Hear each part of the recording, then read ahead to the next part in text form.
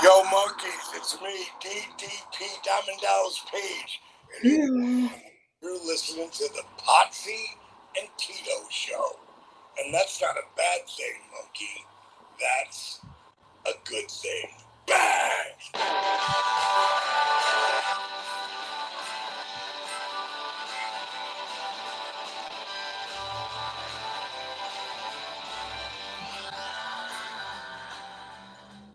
Ladies and gentlemen, boys and girls, children of all ages, the Potsy Pants Network brings to you as tag team champions of the world, the Potsy and Tino show. That's right. It's Tino Gray. It's Rob Potsy Pochak. Why do you look like you got a strobe light or like you're at Studio 54 going on right now?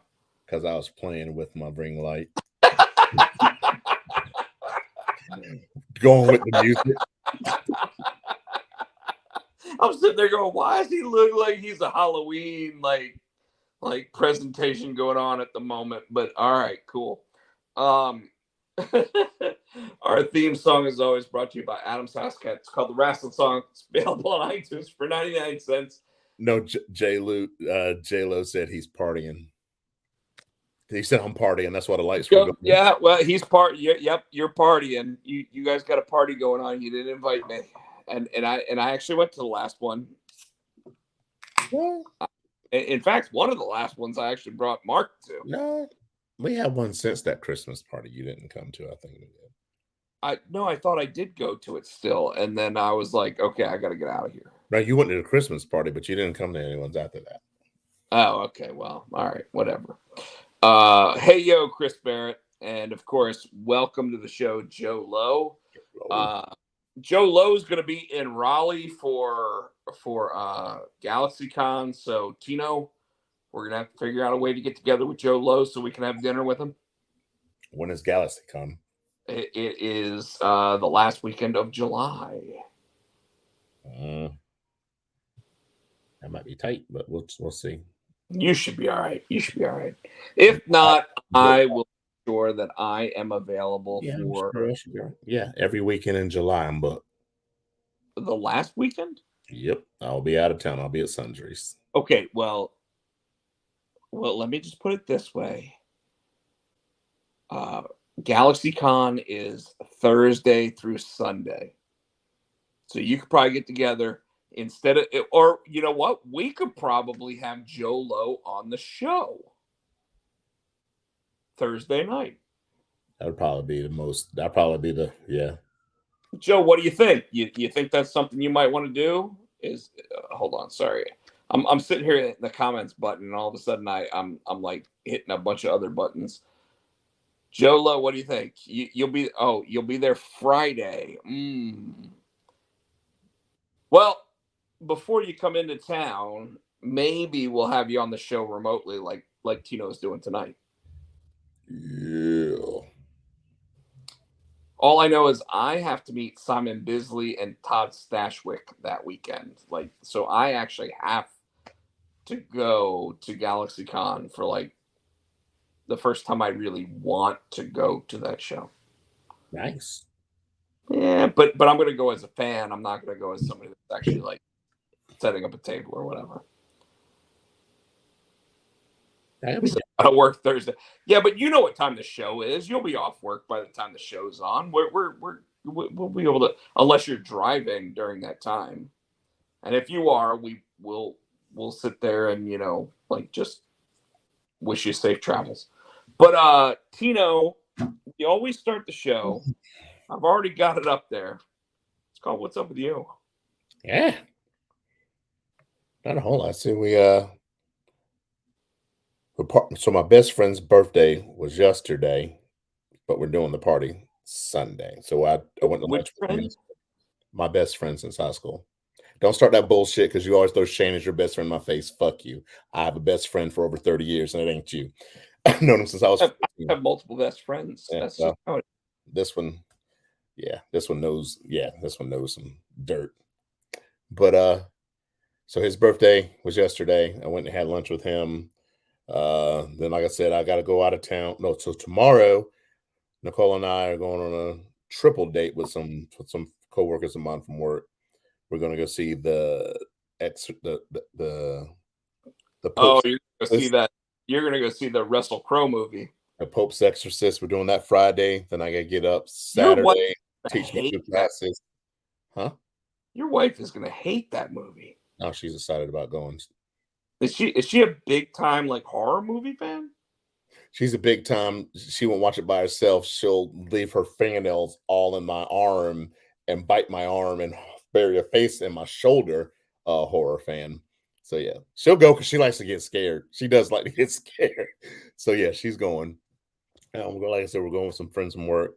Then we're going to. Then I got to get up Saturday, facilitate my 2 classes, get done with that, haul ass to Hickory, do that show, haul ass back for the birthday party, and then I got to do youth Sunday night. So yeah, it's going to be interesting. I got to string my guitar between now and then too. Sometime probably do it tomorrow. I also want to thank Richard Walker for being in the audience. I went to high school with Richard. Oh, cool. Just so you know. Yeah, he was Richard, you were a football player, weren't you? I think he was a football player. I'm getting messages on the side. I was wondering what was going on. Yeah, exactly. So Tino, so you got quite a bit going on. Yeah, it's busy, and like I said, it's picking up. It's picking up now. What is this? April. And I was just looking at my calendar. Like every weekend, I got something. July is going to be popping. Like I'm booked I got something every weekend. Going to Disney in June, so it's getting ready to start getting busy.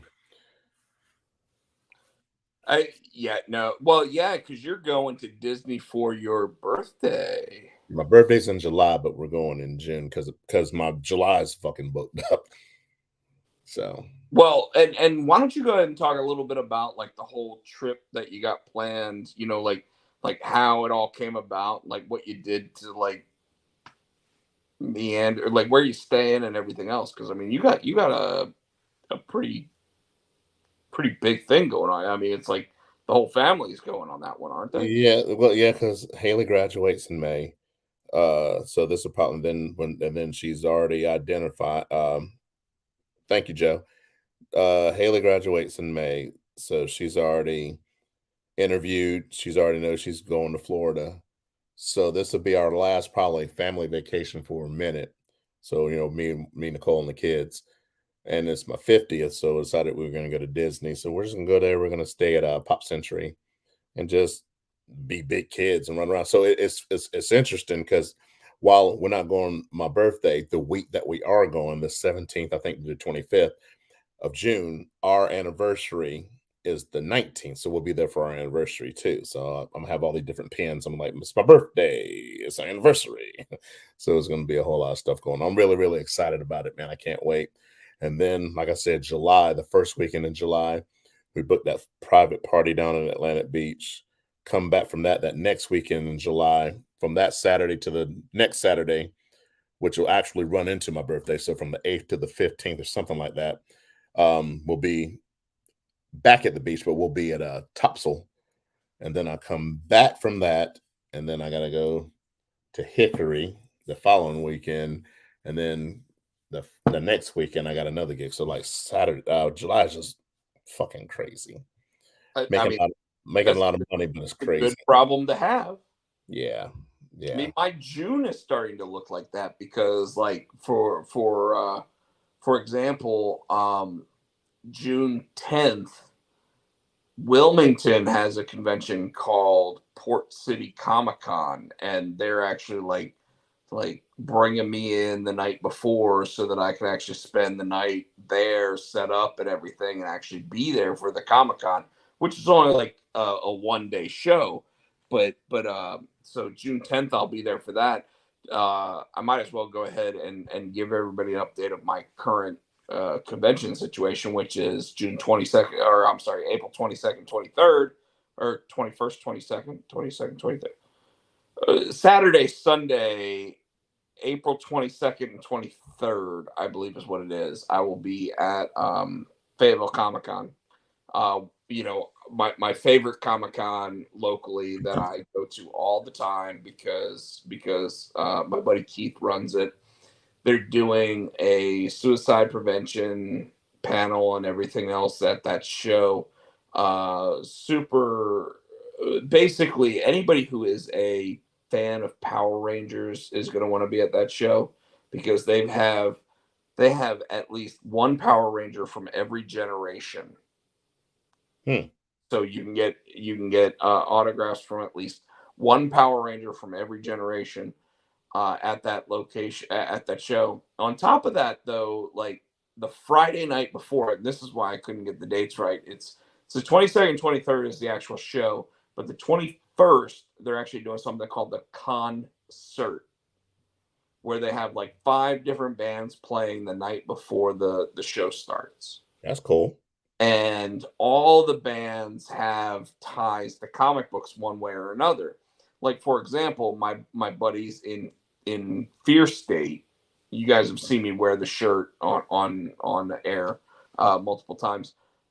Fear State will actually be one of the top bands playing, and I think they released their 3rd single on iTunes just recently. So like they're getting ready to have an entire album on iTunes here shortly. Nice. So that's my next show. After that, in May, I have 2 shows. Interestingly enough, they're the same weekend. I remember you. I think you mentioned. Yeah, that. we kind of talked about it a little bit last week. I just want to tell everybody that's not been in the show recently. Rob, why don't you get Tino booked? Well, Tino's already booked. Like he's booked on like he's probably booked the weekend of the 22nd and the 23rd already. He's probably playing Hickory. Or what? June, July? No, in April. Yeah, like probably. No, I'm going to Hickory tomorrow or for Saturday. No, it's but the I am already booked that weekend. So I knew not to ask him because he already had bookings when I wasn't even booked for the show yet. But yeah, I'm booked most of this month. So Memorial Day weekend, the 26th, 27th, and 28th of May, I am actually booked for 2 shows. I am booked for Carolina Fear Fest, which just announced both Pedro and Kelly from Ash from Evil Dead. If you've watched it, it's amazing. It's like Bruce Campbell actually reprising his role as Ash from Evil Dead against the Evil Dead. So everybody but Bruce Campbell will be at that, which is interesting because Bruce Campbell was actually in Durham 3 days ago. He actually did what he's calling Bruce-orama, where they show one of his movies at like Carolina Theater, and he introduces it. He plays like a game show with everybody, and then shows the movie.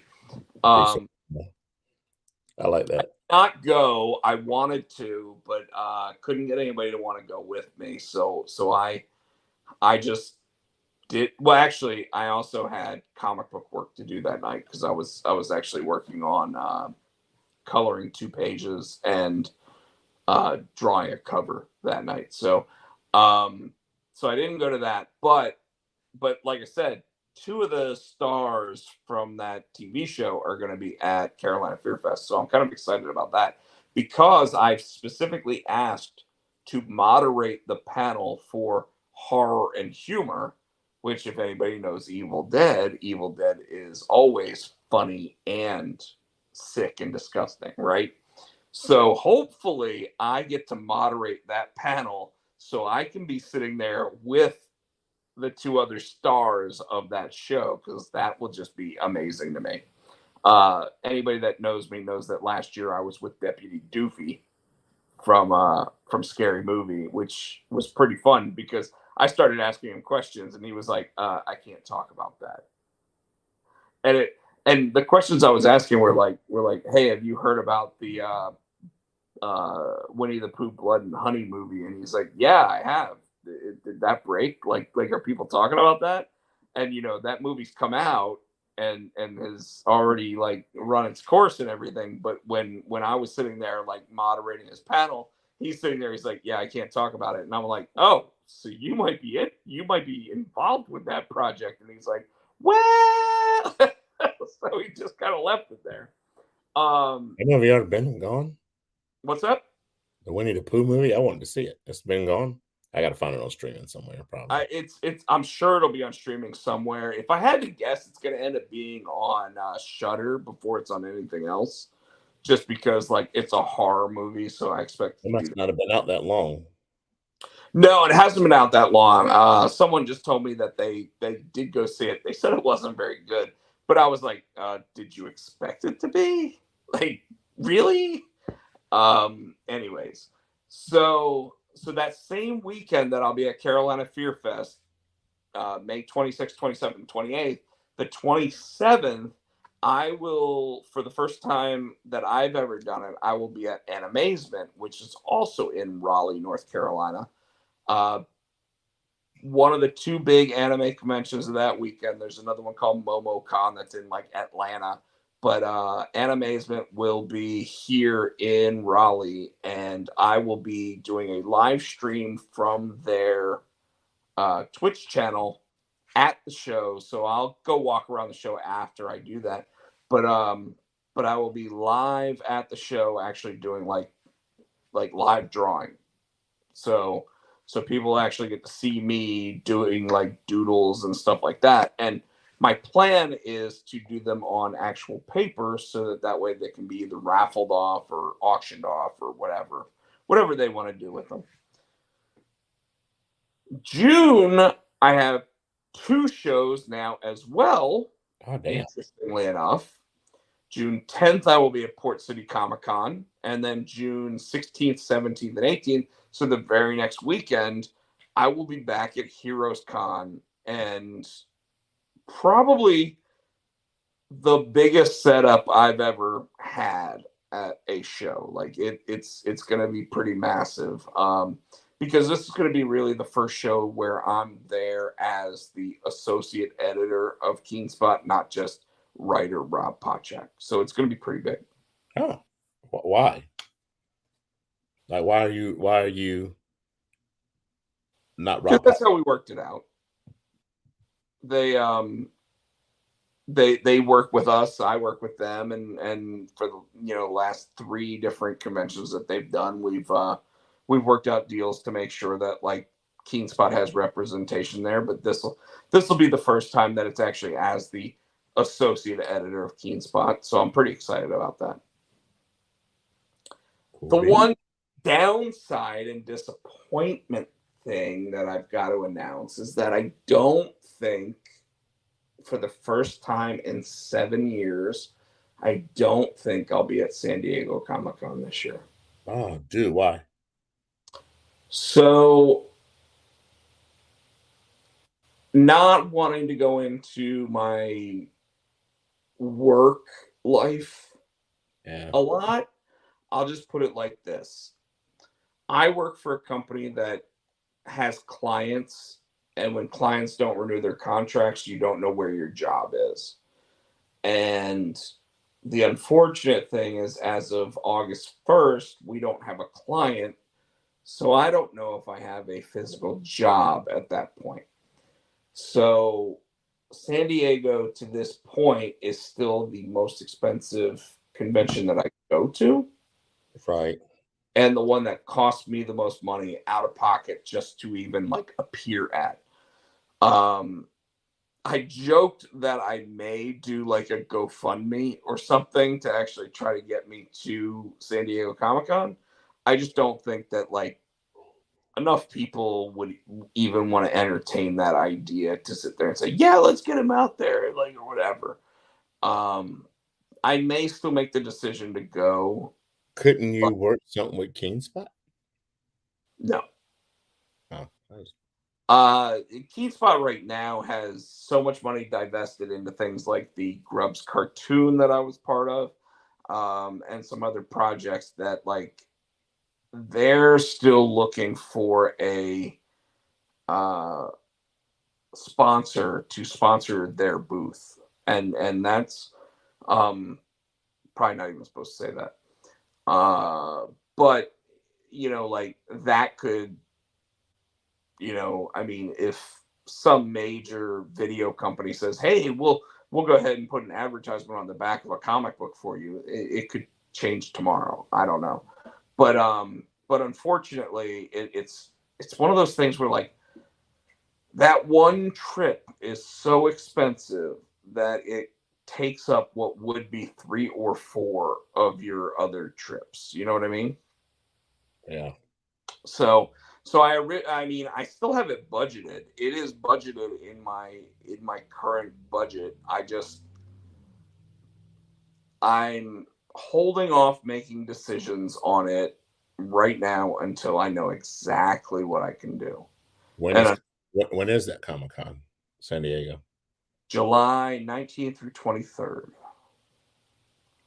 And I mean, I love going to it. I will do everything I can to be there, but as of right now, I think the smart business decision and personal decision is to not book it yet. So we'll see what happens and where I go from there. And those are like all the conventions. So I've got like 5 or 6 different conventions planned already. So I'm pretty excited about that. This week, there's that one book that I said is moving really, really fast, but I haven't actually like been able to talk about it. Well, the artist of it is supposed to be on a show called Blake's Buzz, which is a podcast and YouTube show, and he will most likely be announcing it in the next couple weeks. So we'll officially be able to announce that the book is in development and where it is in production. But what I can say about it is this: right now, I'm getting ready to take what we have from it and try to get that one was you, that wasn't me. Mm-hmm. I'm trying to take what we have from it and submit it to try to get an agent so that way I have somebody actually working to try to get it picked up by someone like Scholastic or somebody else. Because as I've already told you, my agreement with KeenSpot is pretty simple. KeenSpot knows that I'm going to try to shop this around. At the same time, they've already said they love it, they want it, but they also know that if it gets picked up by somebody like Scholastic, who does Dogman, Dogman is the #1 selling graphic novel / comic book storyline thing right now in the country. So even bigger than like Spider-Man and whatever, because it's in every bookstore in the entire world. So he knows that if we were to get it picked up by somebody like them, and him and I have already talked, like if we want to make it into a cartoon or anything after that or whatever, uh, he'd want to be asked to be involved if possible. Like otherwise, like sometimes someone comes in and says, "Yeah, I've already got a cartoon studio ready to do it and everything," and you just move along with whoever. But Gotcha. so we're still moving along with it. Right now we're the artist and I are actually working on logo designs and stuff and trying to nail down the logo so that we're ready to sit there when it's going to be a comic book. Here it is. Here's the logo. Here's the comic. Here's blah blah blah. So we're pretty excited about that. I also want to say that Immortal, the new version of Immortal that's coming out, got page 12 this week. So I've been coloring that. So that one's moving along pretty well. The artist, Rob Nico, has been very adamant about trying to get work done on it. And I told him that, like, whatever I've done with the colors, if he doesn't like them, I'll send him all the pages fully colored with all the layers and everything and let him do what he wants with it. Like I was only doing colors on that book to make sure that it got moved along faster. But if he wants to sit there and take, 2 extra weeks to sit there and make the colors perfect, I don't Does he care. not? Does he not like your color?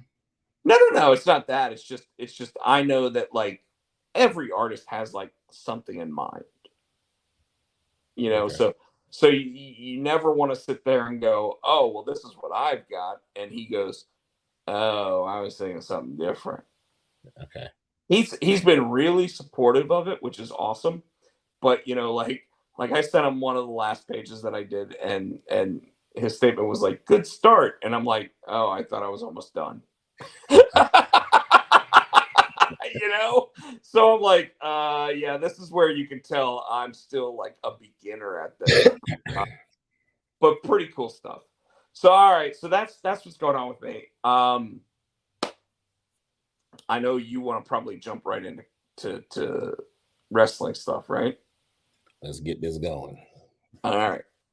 And anybody else in the audience want to go ahead and, like I said, say thanks to Richard, say thanks to Chris, say thanks to Joe for already being in the audience. If anybody else shows up, by all means, chime in anytime we're talking with relevant information, not what Chris Barrett likes to do, which is just say like two Right. dead It. wrestling coming back and main eventing WrestleMania or some garbage like that, right?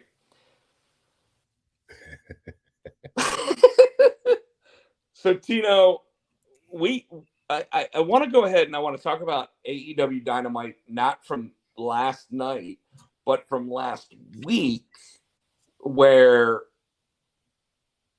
all the while we were hearing that FTR was going to make their decision about where they were going, what they were doing, what was coming up,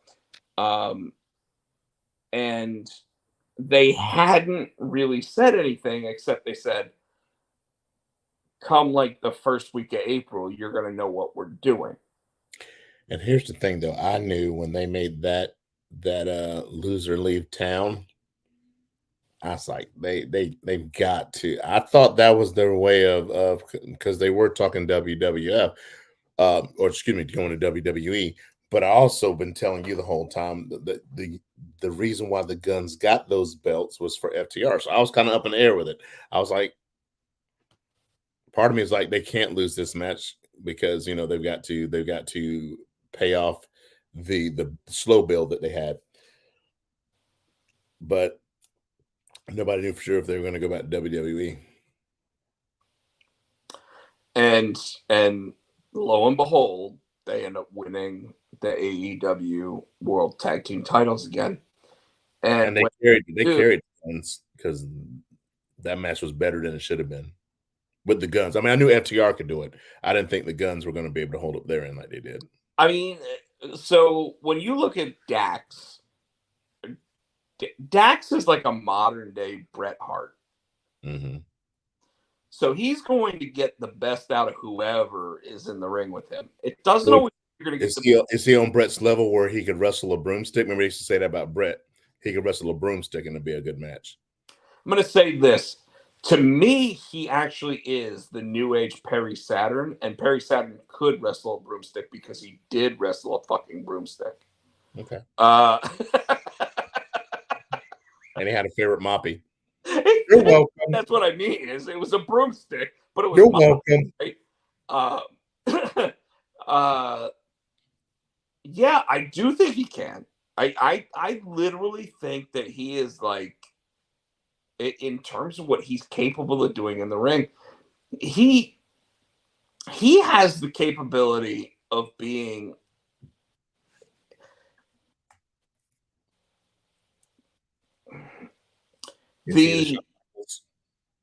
what's on the inside is something that could get over as a world champion, singles world champion.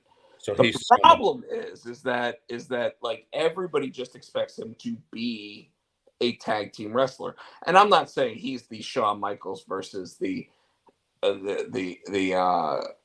Cash Wheeler being the Marty Jannetty or anything like that. I'm not trying to say that. I think both of those guys are supremely talented. I just think that even though we've seen him wrestle matches very similar to what Hawk from Legion of Doom or the Road Warriors would do, he never seems to win those big matches in the singles competition. See, he's one of those guys, and there's not very often. He's just a tag team wrestler. You know what I'm saying? Like, it's like the Legion of Doom. Yeah, they wrestle singles, but they're a tag team. You know what I mean? So when I look at FTR, they're a tag team. They can wrestle singles, but I don't see either one of them breaking away and winning single titles. I think here's where you're 100% right with that, and Chris Berry's 100% wrong by saying Cash is 100% the Shawn Michaels. Dax definitely is the Shawn Michaels in terms of and you know, I'll rephrase. Dax is the Bret Hart, but this tag team is Bret Hart and Shawn Michaels. It's not Shawn Michaels and Marty Jannetty. Does that make sense? Mm-hmm. So both of those guys have the ability. Like, if they were to work themselves up on the indies, they absolutely have the talent to both be Chris Benoit level in terms of absolutely monsters in the ring, but neither one of them really truly show the charisma needed to be that next level singles wrestler. And I don't know if they care to be that, as long as they get the contracts necessary to sustain the lifestyles that they want to live. And based on what they said, they want to retire in 4 years, which is when their contract with AEW ends. Now, they've been trying to get to this level for 19 years or whatever it is. So, I mean, they're both late 30s, probably early 40s, ready to sit there and just like be done, right? But they know that they have a chance to be Dudley Boys level in terms of the amount of belts that they can carry. I think too they're gonna retire because I don't know much. I mean, Cash, I'm sure, but Dax seems like he still has a good mind for wrestling, so I could see him retiring, but still be behind the scenes or even an agent, and training guys. You know, they're like you said, they're maybe early 40s, but they retire early enough to where they're not walking around like Mick Foley. I mean, they're still semi healthy and semi still, you know. Now, don't get anything wrong. Mick's not hurting for money. I'm not saying hurt for money. I'm saying body wise. I'm saying their bodies will be struggling to walk. yes. Yeah. And I agree with you, but I'll also say that when you really look at Dax and Cash, the truth is that, like, I kind of see these two guys opening up a school specific to tag team wrestling. And I think that is sorely lacking, because even though the Dudley Boys actually have 3D Academy, they still focus on everybody getting over for themselves. And I mean, it's strongly been stated that that's what they do, like every wrestler for themselves.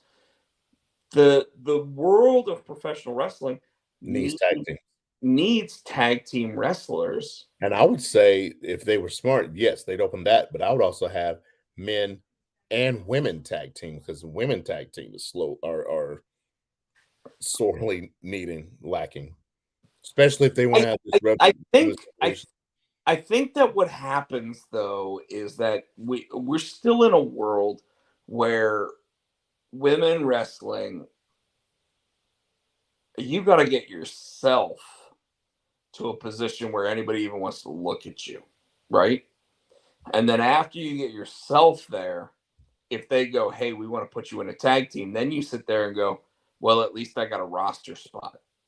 And I think that, unfortunately, That's where women's wrestling still is.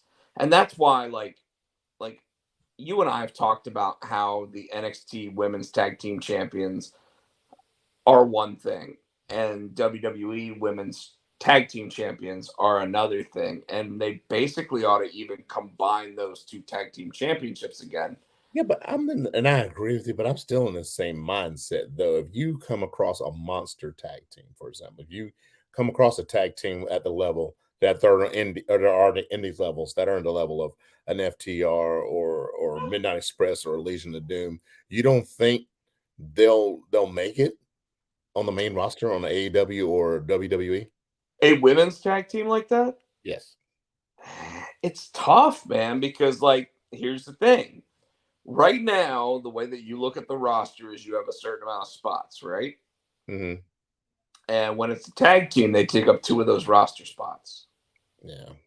Well, a female tag team, they're already going to be one step below any just female singles wrestler. Am I wrong? So I'm not saying you're incorrect. I do think that they ought to learn the psychology of female tag team wrestling. Absolutely. Because if you look at female tag team wrestling matches, they are sorely lacking in quality. I Yes. think WWE recently has taken more interest in it, and specifically knowing that Shayna Baszler and Ronda Rousey are being booked as a tag team right now. They really do want a solid match against them, right? And right now they don't have one. And if you looked at Monday Night Raw, It's not Raquel and Liv. I hate to say it, it's not Raquel and Liv. but if you looked at Monday Night Raw, you know that the women's tag team division is sorely lacking. Now, that's why, first of all, the NXT Women's Tag Team Championship and the WWE Women's Tag Team Championship should be combined again. Because they're trying to make NXT its own thing. You know what I mean? No, but and I agree. But here's the thing: it's the one place where they actually are booking women's tag teams, and they're making women's tag teams. So it makes sense to combine them so that that women's tag team, who may only get 8 minutes on NXT, could possibly be seen on Raw or SmackDown. Yeah, but if you're the point of it, and I see what you're getting at too, but on the flip side of that, the point of NXT is they're getting those kids. I'm gonna call them because they're younger than me. They're getting those kids ready to go to the main roster. So if they're still, while they may be NXT ready, they might not be main roster ready. So if you make them NXT, so if they're down there, the tag team champions down there, they're gonna come up and get eaten alive. And you know what? I totally agree. That's why I think they should keep the NXT. Just let them keep their tag team, and they can learn the fundamentals, like you said, and the psychology of being a tag team. And then they can go up and be singles, and if they need to put them together, they can put them together. I guess my problem with that, and here's where I think that the new tag team actually does well, because I totally agree with what you said, but the difference is that, like, if you were to take a Liv and Raquel, who've only been working together for 2 weeks, and put them against Katana Chance and her tag team partner. Well, they're still at the same level. And I hate to say that because Raquel and Liv are on the main roster. When I say same level, as a tag team, they're on the same level. They're beginners. So yes, that would work in NXT. But hold on, you do that because at the main roster level, they don't have any women's tag teams that are actually women's tag teams, right? Mm-hmm. So it's just 2 singles wrestlers going up against NXT tag teams who have been now tagging for 2 years. Yeah. I think that suddenly gives the NXT team the advantage, because even though they've been on the lower level, they are a more skilled tag team than the tag team they're going up against. So I think it evens out at worst and actually may give the NXT tag team an advantage. And that's why I'm saying that. That's why I'm saying I think that's and that's really a way to give NXT an advantage that like Vince normally wouldn't give, but he might give when it comes to tag team wrestling or women's wrestling, because when you look at it, it's what he would normally throw away. Yeah. And I hate saying that because it's not a throwaway. I mean, Katana Chance and what is her tag team partner's name?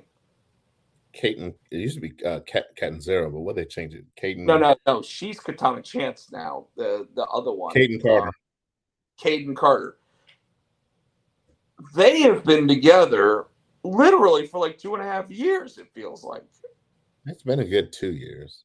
Yeah, they have been together for a really long time.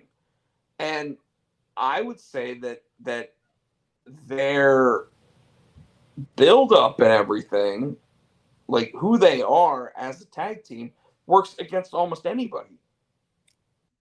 But they have it. But like you said, they've been together 2 years. They've had a chance to build, like you said, build who they are, build the personas, and build that tag team. You know what I mean? They build it. So it's solid. Which is something in the women's division that does not happen at the main roster level. Yeah, that gimmick is solid that they have. So they are primed to be the women's tag team champions. And you're right. I take that back. They probably could go ahead, and those two could probably move up.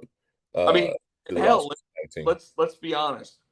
Fallon and whatever her tag James. What's that? Fallon Henley and Kiana James. Both of them have more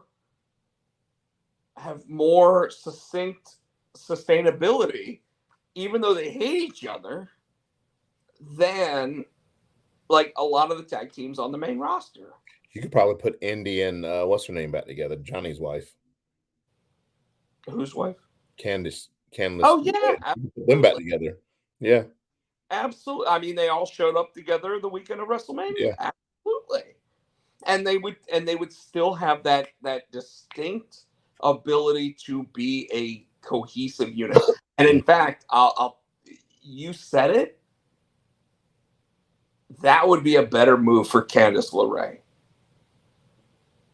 Like the way that they've booked her since she came back, what you just said would be a better look for her. I thought that when, like I said, I'm glad Indy won that title, but I mean that she's ready to come up the main roster, man. If they put the way back together and let them. Is she though? Because she didn't look great in that match. Who, Indy? The thing that looked great about her was the story. Mm-hmm. No, Indy, that story was goofy, that the way she won. But if you look at Indy's matches, Indy is solid. Okay, I believe you. Yeah, like you said, that the way she won that title, yeah, it was goofy, and I get why they did it. I don't know. The way that card was booked. That card was booked with Shawn Michaels and Triple H. And I would have said that, like, if it was anybody else, they were probably drinking shots and going, hey, who's going to win this match? Who's going to win? Hey, brother, who's going to win this match? You know, but neither of them drink anymore, right? So, like, they were probably just playing, like, cards against each other, like, playing war and going, all right, who do you think ought to win this one? All right, who do you think ought to win that? You know, like, and we're, you know, I still got AEW Dynamite up here on the thing, but I mean, like truthfully, that's kind of what I feel when it comes to those two, is that they probably just sat there and like bullshit over the phone or sat in the same hotel room together and figured out exactly who was going to win everything on that card, because they were like, hey, we got to do this before Vince actually gets involved with all this shit again. You know, like let's go ahead and just do what we think will make our fans the happiest, as well as progress the storylines that need to progress. Like that's why Chase U stayed together, right? That's I don't know that in this past. Well, I know exactly. This week, you kind of think what's his name, Hudson? Yeah, Duke Hudson's gonna join fucking Braun Breaker. That's what you kind of feel, right? Well, we'll see it. I don't know if I. What do you think of this Hill all in black Hulk Hogan from NWO all in black with the cross? What do you think of this version of Breaker? I don't know yet.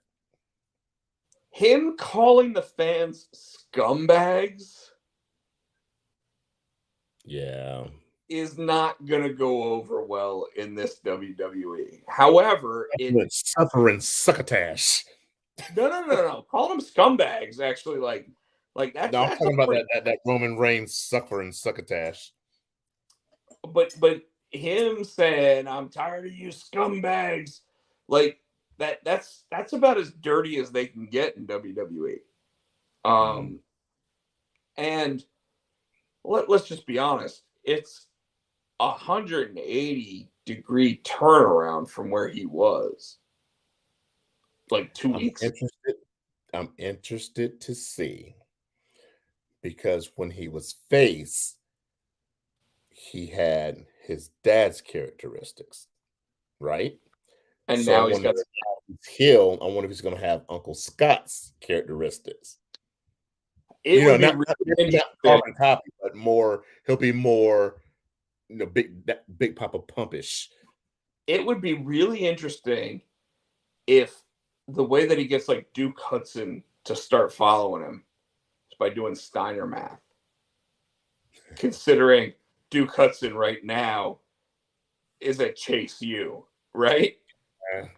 I don't know if they'll go that far, but I can still see. That would be epic. Yeah, but I don't see them doing that.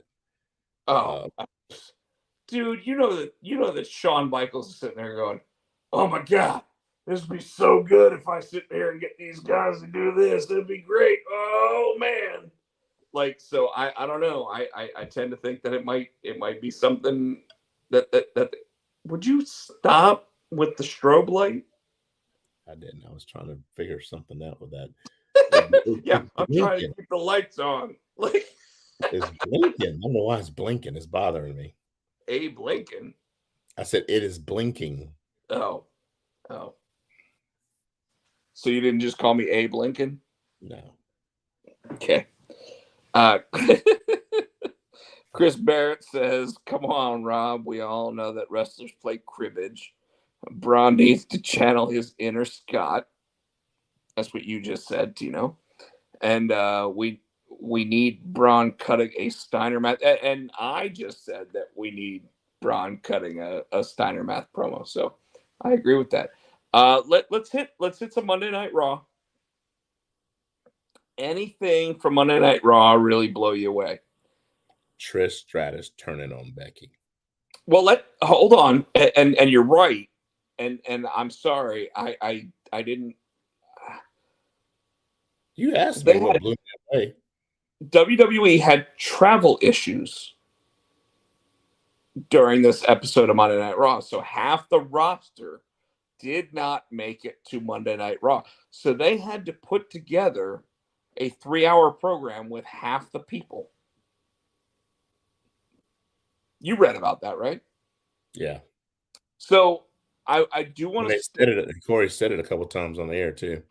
Yeah, well, they said it multiple. I mean, even Paul Heyman, when he came out, he's like Matt Riddle, travel issues. Sami Zayn, travel issues.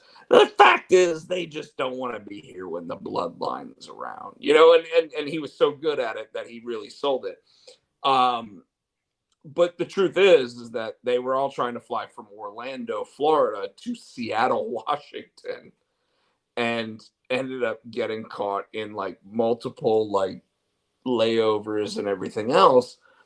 And from what I was told, like the Miz versus Matt Riddle was supposed to happen, right? Hmm. And the reason why it didn't wasn't because Matt Riddle didn't make it on time, but because the Miz never got to the show. Hmm. So for anybody out there thinking about that one, to hear that the Miz didn't make it is kind of crazy. The Trish Stratus, Lita, all that, like, we had Lita busted up in the back, and of course Liv and Raquel are the ones that find her. And the first thing said about it, and this is what you were talking about, the first thing said about it is Becky shows up and goes, oh yeah, you guys have a title match and you just happened to find her back here like beaten up. And of course they end up doing the match where it's Becky and Trish. Trish versus them. And it I was just having a conversation about something like this literally like 2 days before it, Tino. And I said, the one thing I absolutely hate when it comes to a tag team partner turning on their tag team partner is that they go through the whole match and then turn on their tag team partner. Like, See, what would have made more sense, but I think that because they're trying to keep Becky Hill, and I thought it was going to be Becky because Becky Trish Kate. lost. Becky was on the floor looking like, okay, I can't believe this shit. They came in the ring and they did the whole raising of the hand, and that's when I thought Becky was going to hit her with the manhandle or the disarmer, right? I thought it was going to be Becky. Didn't see Trish coming. Why? They've been talking about Why a Trish heel turn for weeks. Huh? They've been talking about a Trish heel turn for weeks. Yeah, but they have, but I didn't see it happen. I didn't know, like, why? It didn't make any sense. It still didn't make any sense. I'm sure they'll explain it this coming Monday. But what's going to be the reason? She's jealous.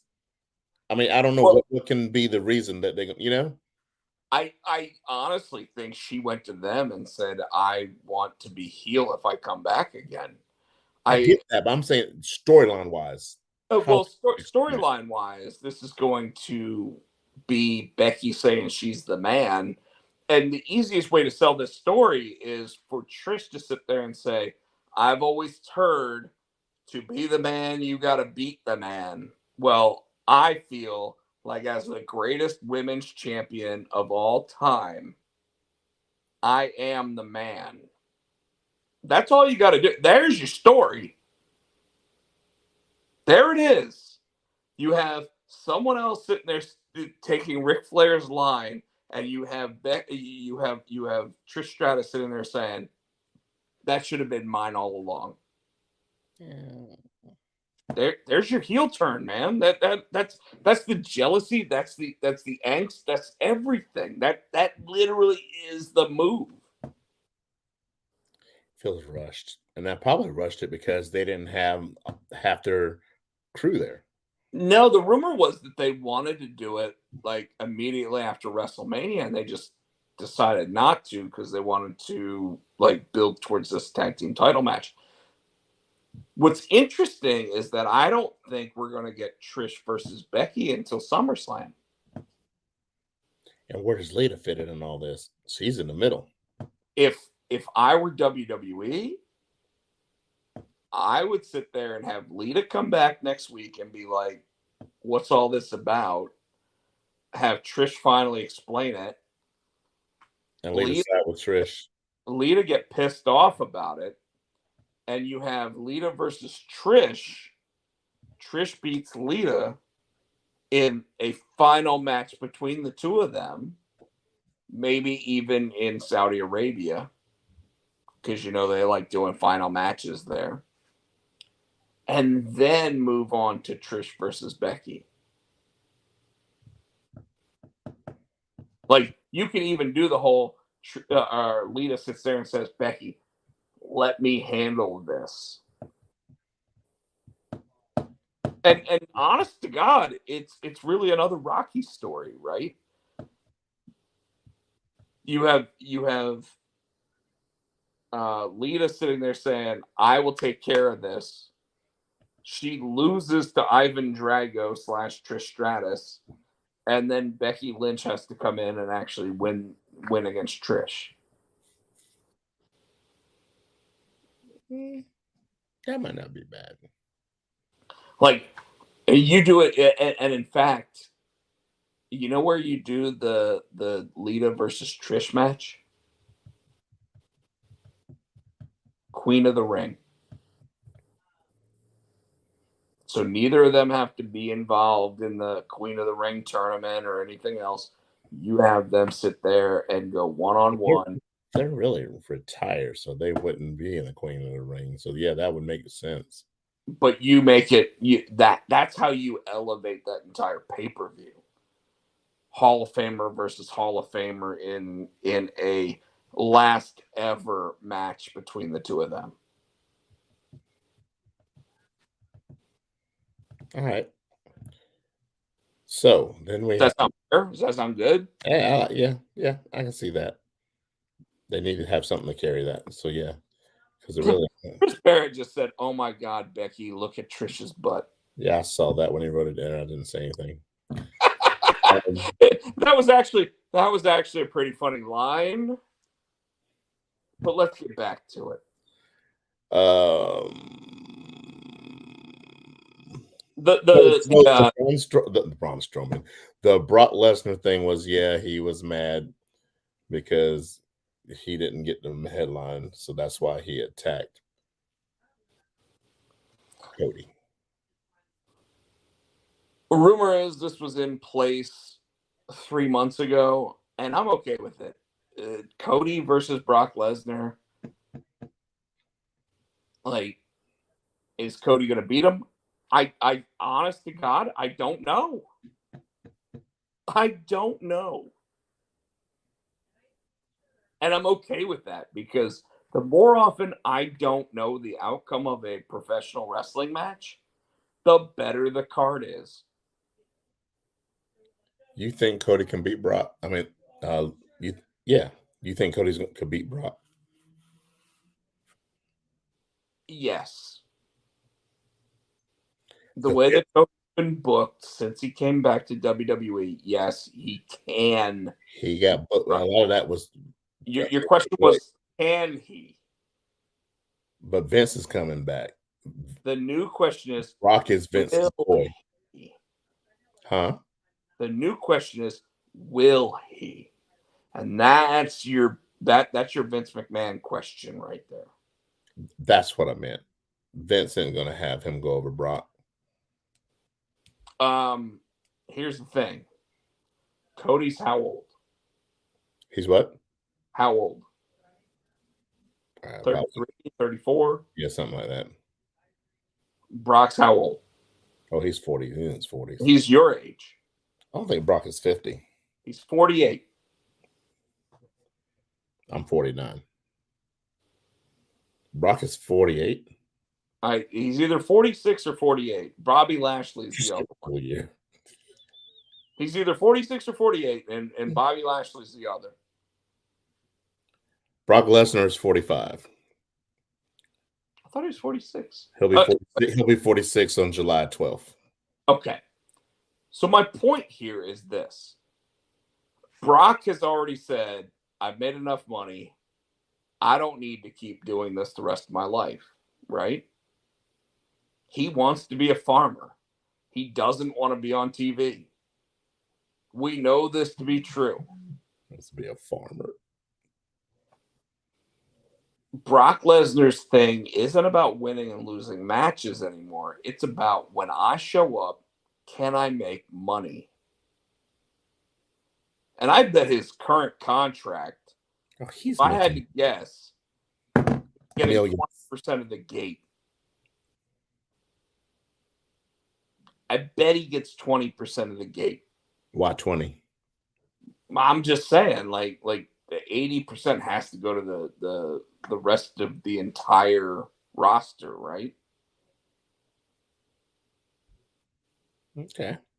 So, and the reason why I say that is because we all like I literally I mentioned it on the Facebook group this week that Brock Lesnar is this generation's Andre the Giant. We don't want to say that he's Andre the Giant. He's not Andre the Giant. Andre the Giant was a once in a lifetime thing, right? But Brock Lesnar is the closest attraction that professional wrestling has had since Andre the Giant. And you cannot deny it. Guy beat The Undertaker at WrestleMania 30. The guy has held the championship, I don't know how many times. He's the only UFC heavyweight champion of the world to be a WWE heavyweight champion. Like, he is as big of an attraction as they get, which means he's this generation's Andre. This is why he doesn't wrestle every week. This is why when he gets announced to wrestle on Monday Night Raw, what fucking happens? He doesn't fucking wrestle. Andre would have done the same shit. Andre would have come out. He would have torn the entire place apart. And no baby oil. He would have said, no baby oil. Exactly. And he would have ripped off whatever was around your neck, made you bleed, and had whoever was interviewing everybody go, you're bleeding. He wouldn't have wrestled that match. That's Brock. That's who he is. I don't care if anybody sits there and says Andre's a once in a lifetime. You're absolutely right. Andre is a once in a lifetime phenomenon. They could have done it with the Big Show if they wanted to. They never tried. Yeah. But Brock Lesnar is the single closest thing to that ever. Ever. If Brock only wants to work 12 days a year, you sit there and give him a contract that lets him only work 12 days a year. And I guarantee that would have been the same way that Andre would have been at this point in his career. You know what I mean? Yeah. So all things considered, do I think, and going back to your question, do I think that Cody Rhodes can beat Brock Lesnar? It's pro wrestling. Yes, Cody Rhodes can beat Brock Lesnar. He can beat. Will he beat Brock Lesnar?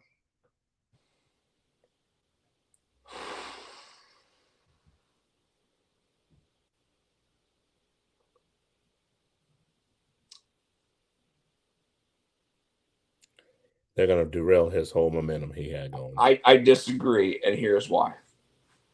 Two reasons. Number one, who recruited Cody Rhodes to come back? Was it Vince or was it Triple? What's he?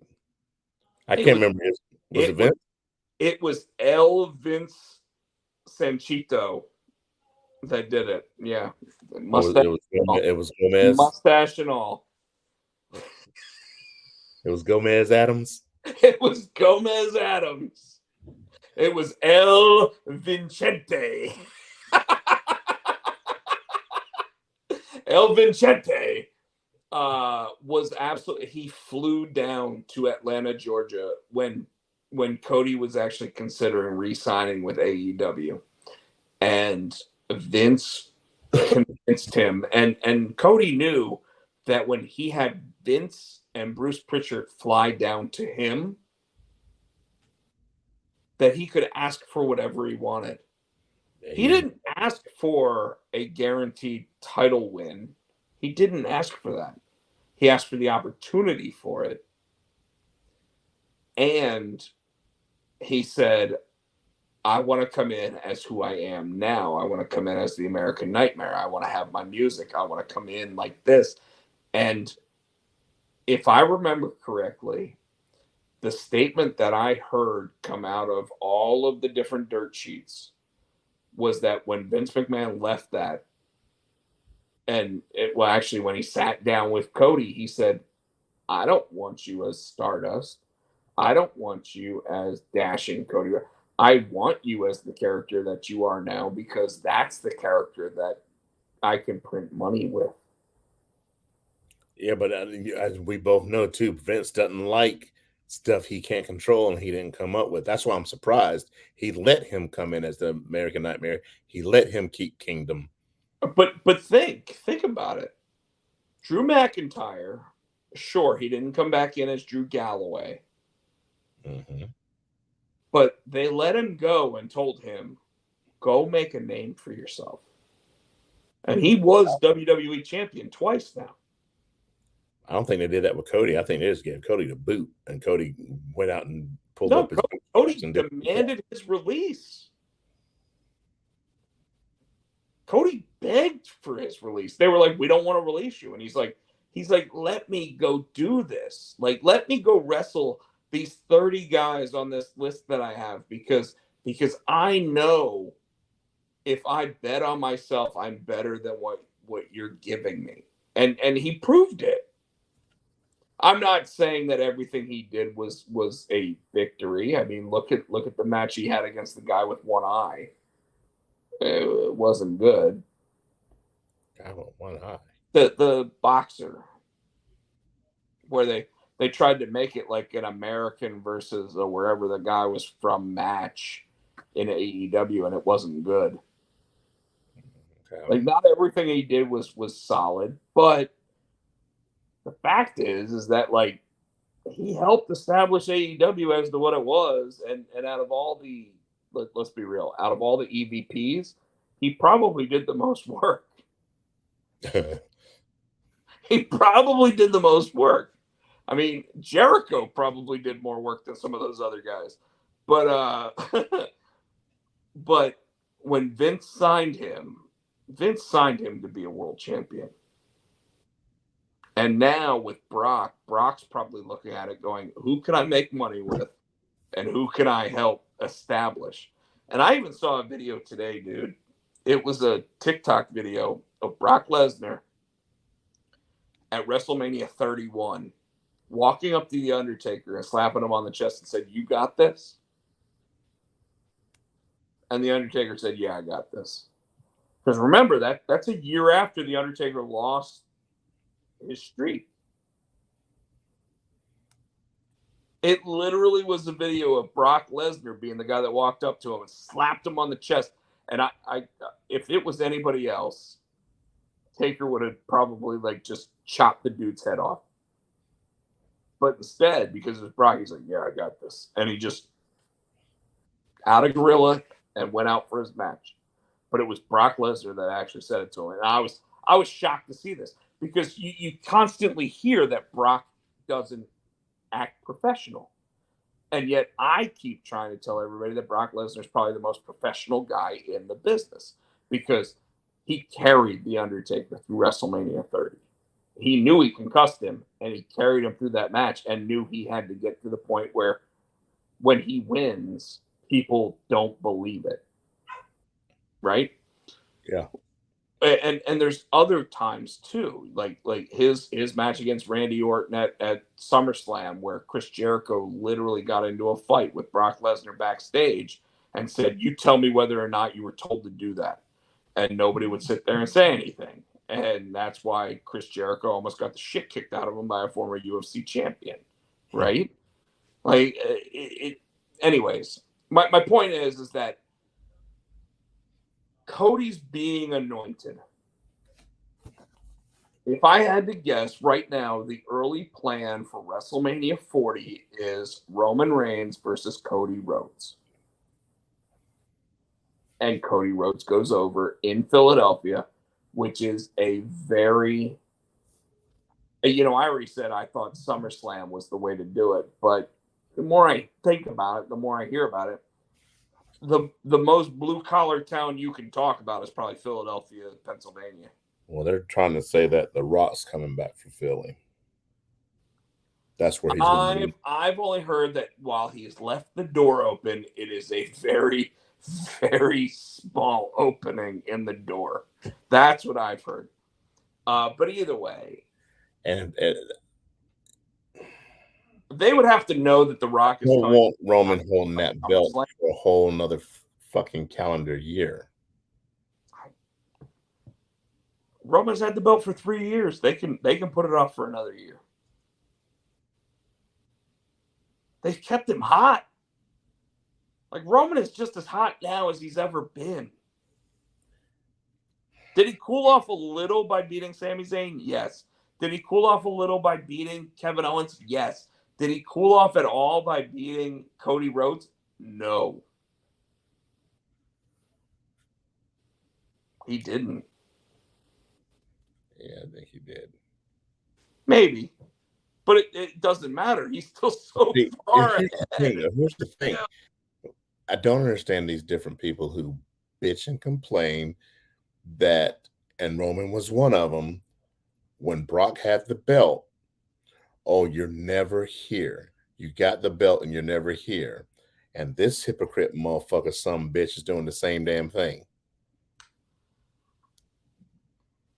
What did John Cena say about The Rock when The Rock left to go make movies, even though he, quote unquote, loved the WWE? I don't remember. I'm tired. What did he say?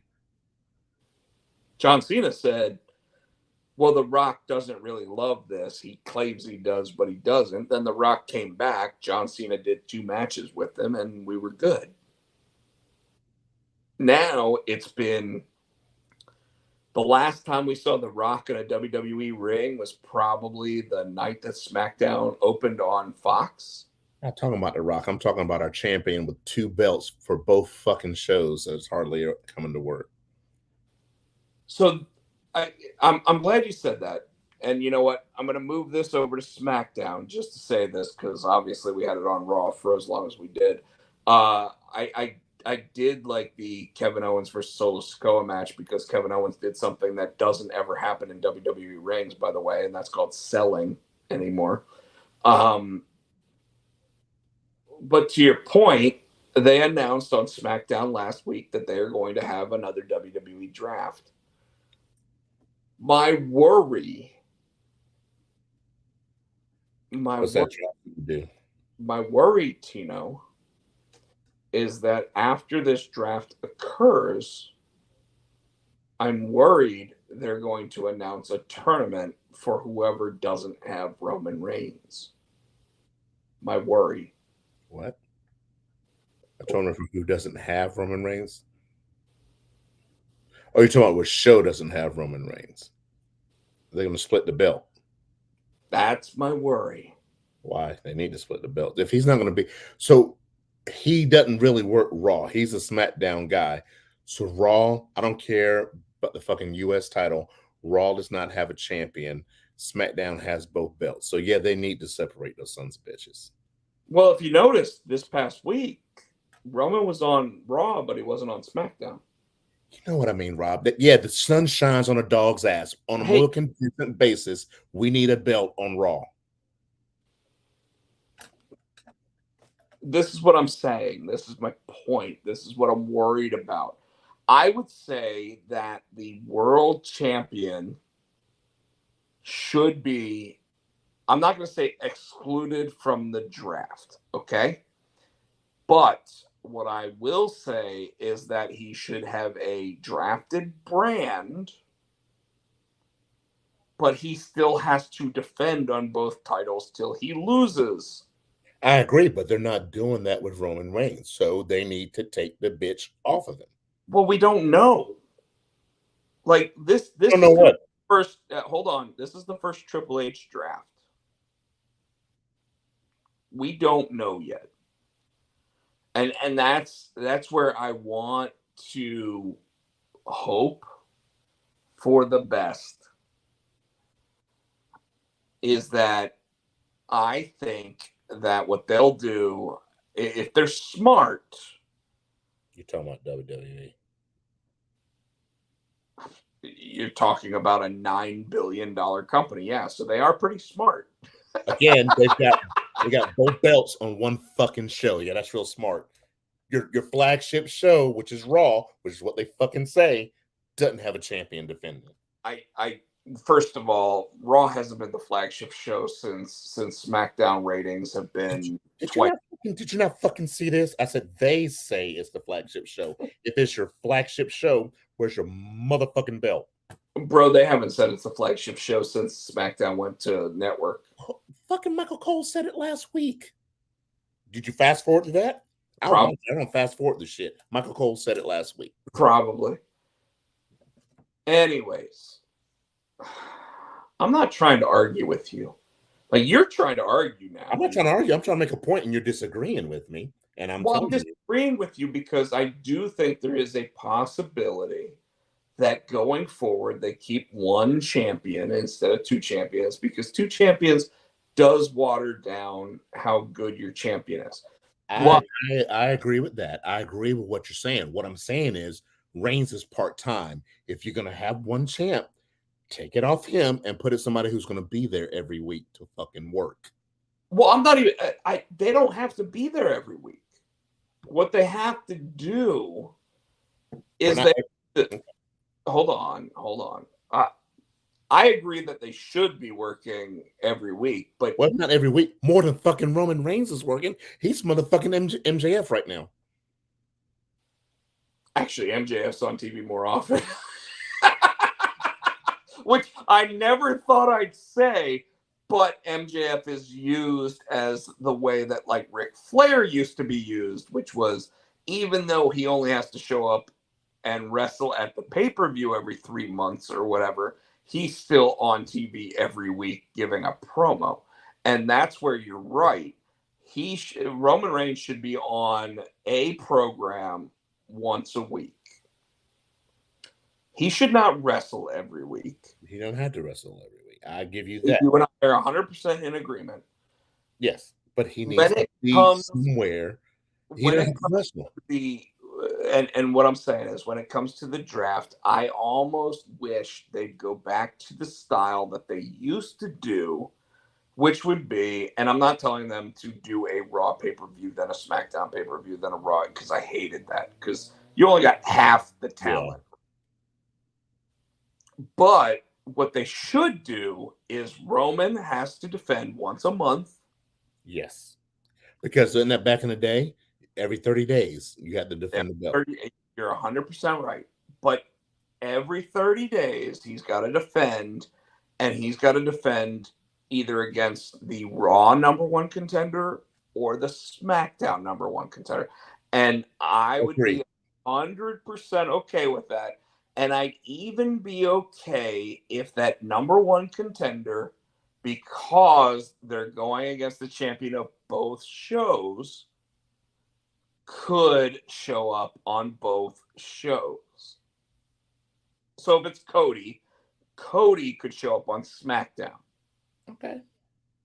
But as soon as he has lost that match to Roman, next up, which would be a SmackDown contender, could then show up on Raw. I agree with you there. And that is how I would do it. And that's all I was saying. I wasn't disagreeing with anything you said, Tino. I wasn't trying to argue with you tonight. My point is that both, and Roman doesn't have to show up every week. No. Because he has Paul Heyman, because he has Solo Sikoa, because he has the Usos. They could all sit there and make the statement for the tribal chief. And I get that, but where I'm getting, he's not defending his belt. Like you said, if he defends one month and every 30 days, he defends the Universal, or he defends I'm down with that. I get that, but that's not what he's fucking doing. I wonder, and this is nothing against Roman Reigns, Joe Anoa'i.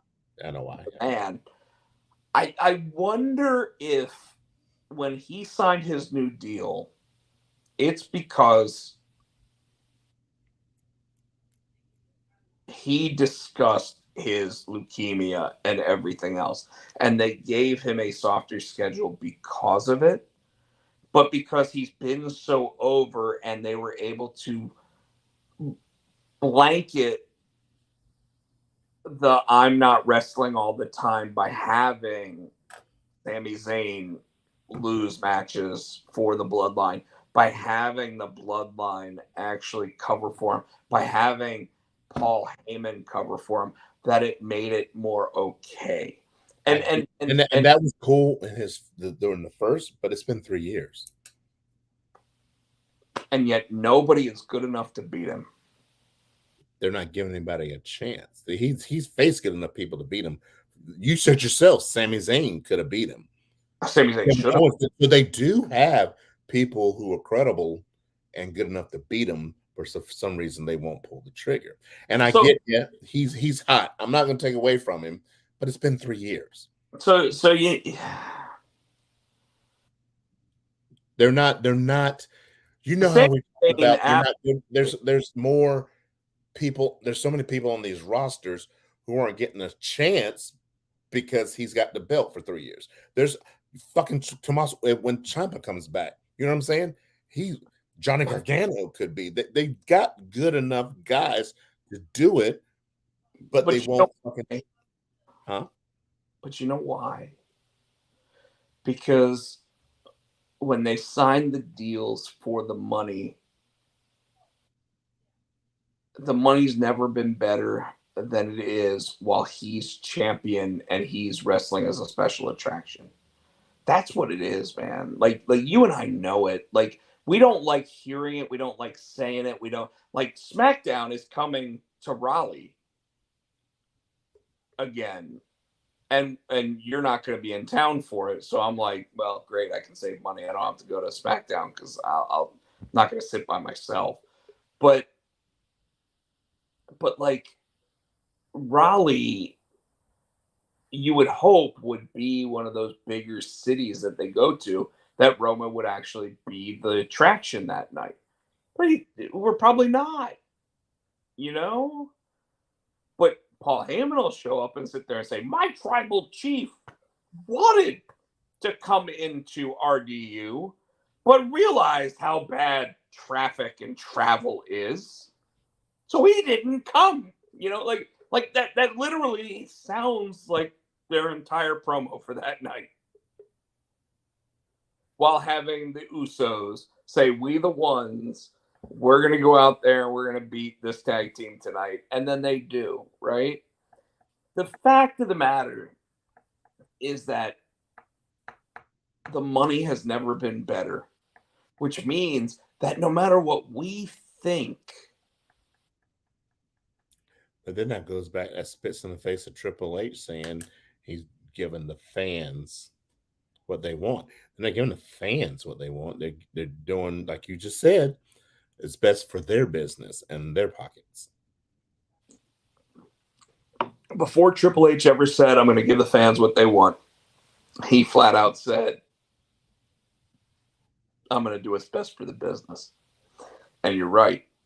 At the same time, did he not give us what we really wanted?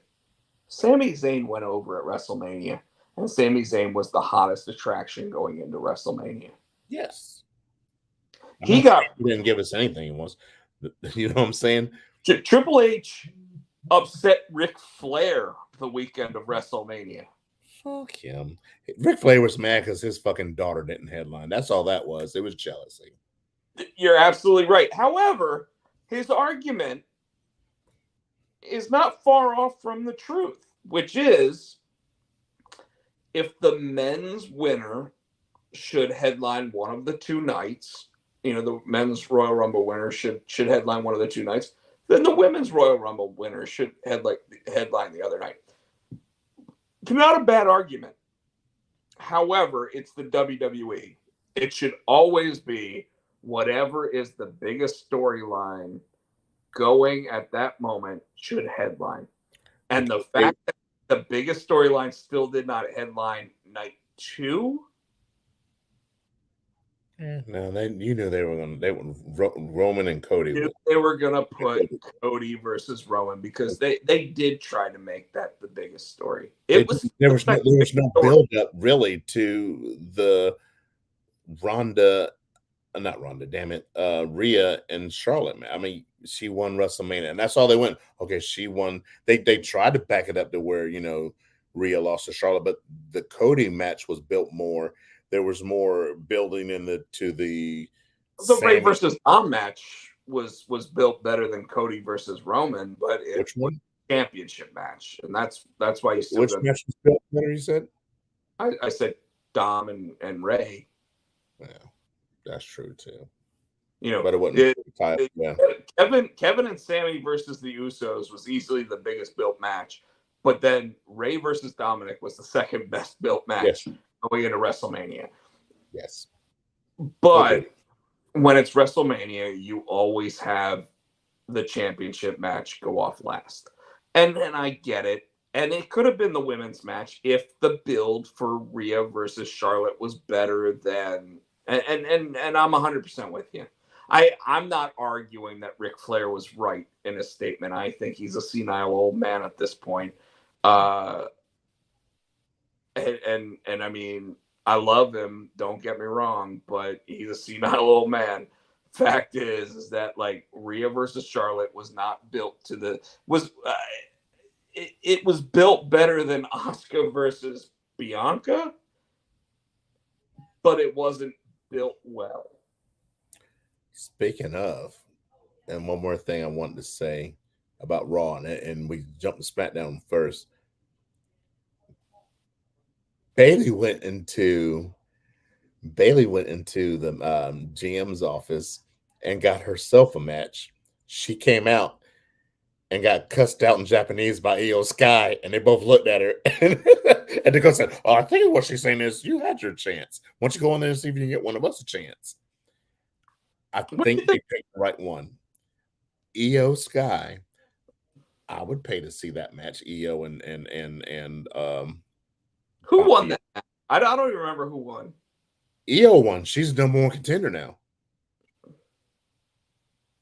And that's a match going back to the days of NXT. And yep. Wow, we got Chris Barrett's been going off in the chat. Yeah, but yeah, I know. You don't. I'm not reading it, but there's too much. Well, it is Gomez McMahon. I'll give him that one. Yeah, Gomez Adams, Gomez McMahon. He said they need to get rid of the Universal title and bring back the World Heavyweight title. What do you think of that? Yeah, it's the WWE Universe. Yeah.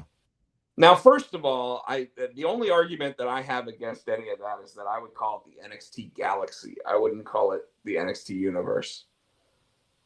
And they keep calling it the NXT Universe, and the Galaxy would be smaller than the Universe, and the Universe is the WWE. So I would call it the NXT Galaxy, but that's just me. And that's because I put that shit together, right? I'm like, okay, let's do this. But regardless of all that, excuse me, I just lost my train of thought because of that noise you just made. Anyways, not much else that I really want to talk about Monday Night Raw or even SmackDown. Dynamite. I do want to talk about this week's Dynamite real quick. Though, wait, was there anything about NXT that you wanted to mention? I mean, we really got Braun Breaker talking about his stuff, but not much, right? Not much. I'm trying to think now. Okay. So from Dynamite, I'm going to talk about something that is not on the program first. Dax Harwood pretty much came out this past week and said not only have they signed their new contracts with AEW, 4-year deals, and they want to retire when they're done, but he also said he speaks on the phone with CM Punk every week, and said he actually said every day, but he said, I speak to CM Punk all the time, and Punk wants to come back and is even willing to wrestle against the Elite and Kenny Omega. I want your thoughts on that, Tino.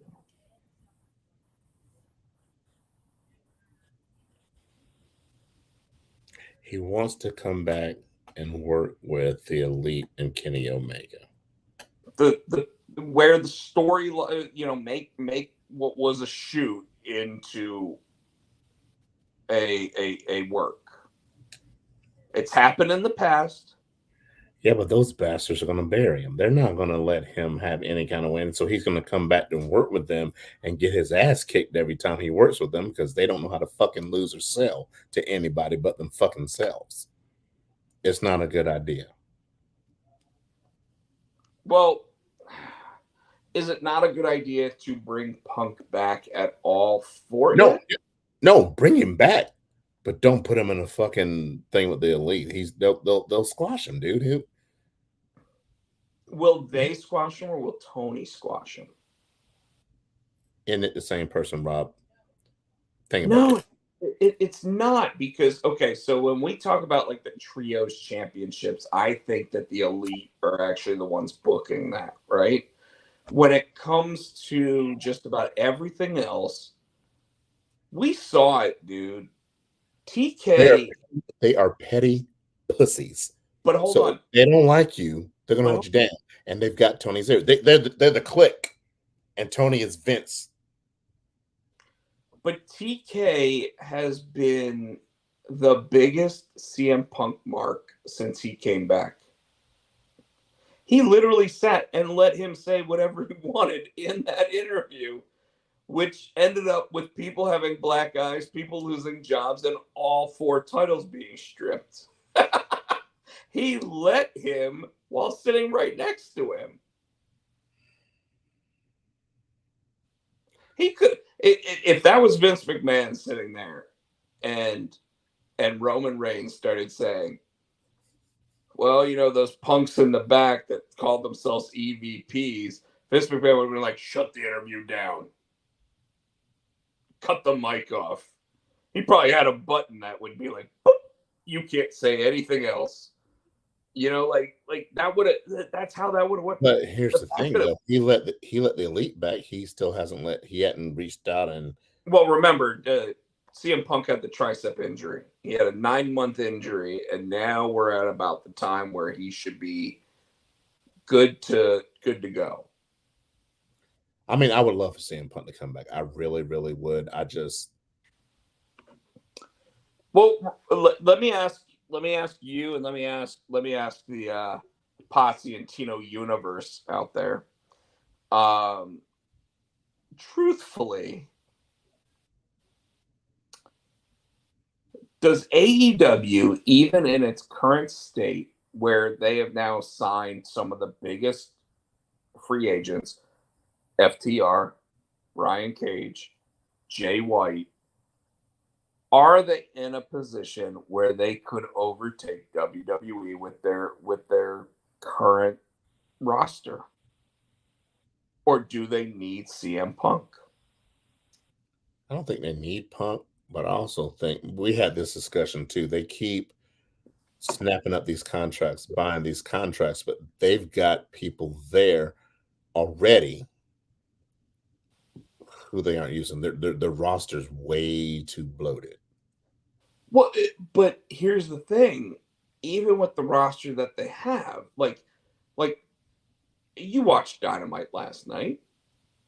As soon as Chris Jericho got the victory over Keith Lee, now it was a cheating victory because Keith Lee ended up having Swerve get involved, which caused Jericho to get the victory.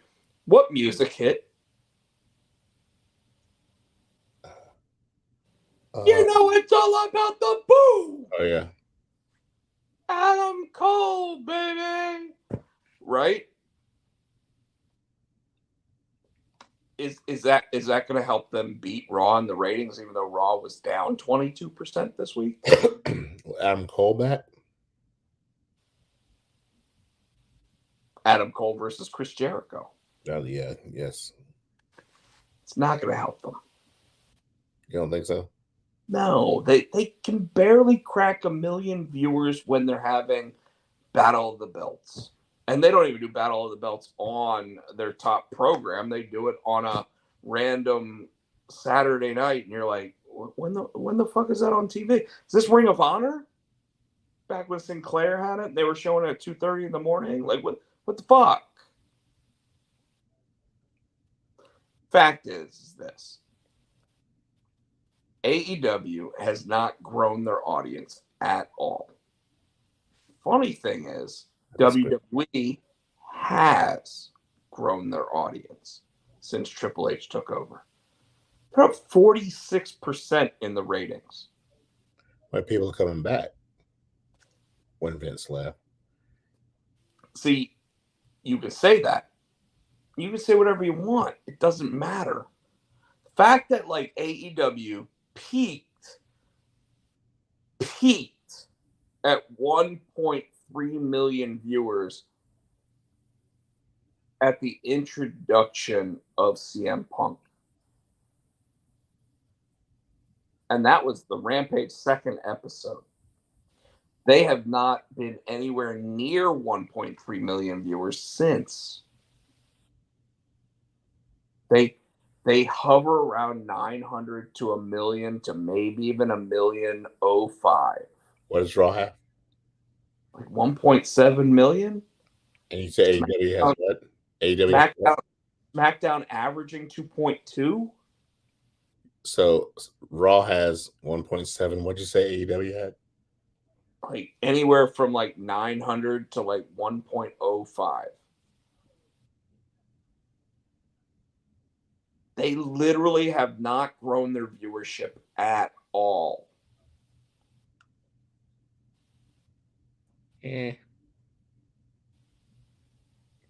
Bro, it's how they still on the air. Yep.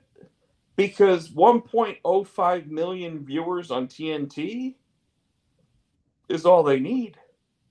It's probably more than they need. They probably need 700,000. So when Time Warner sat there and said, "Yeah, we're happy with what you got," it's probably because they expected 700,000.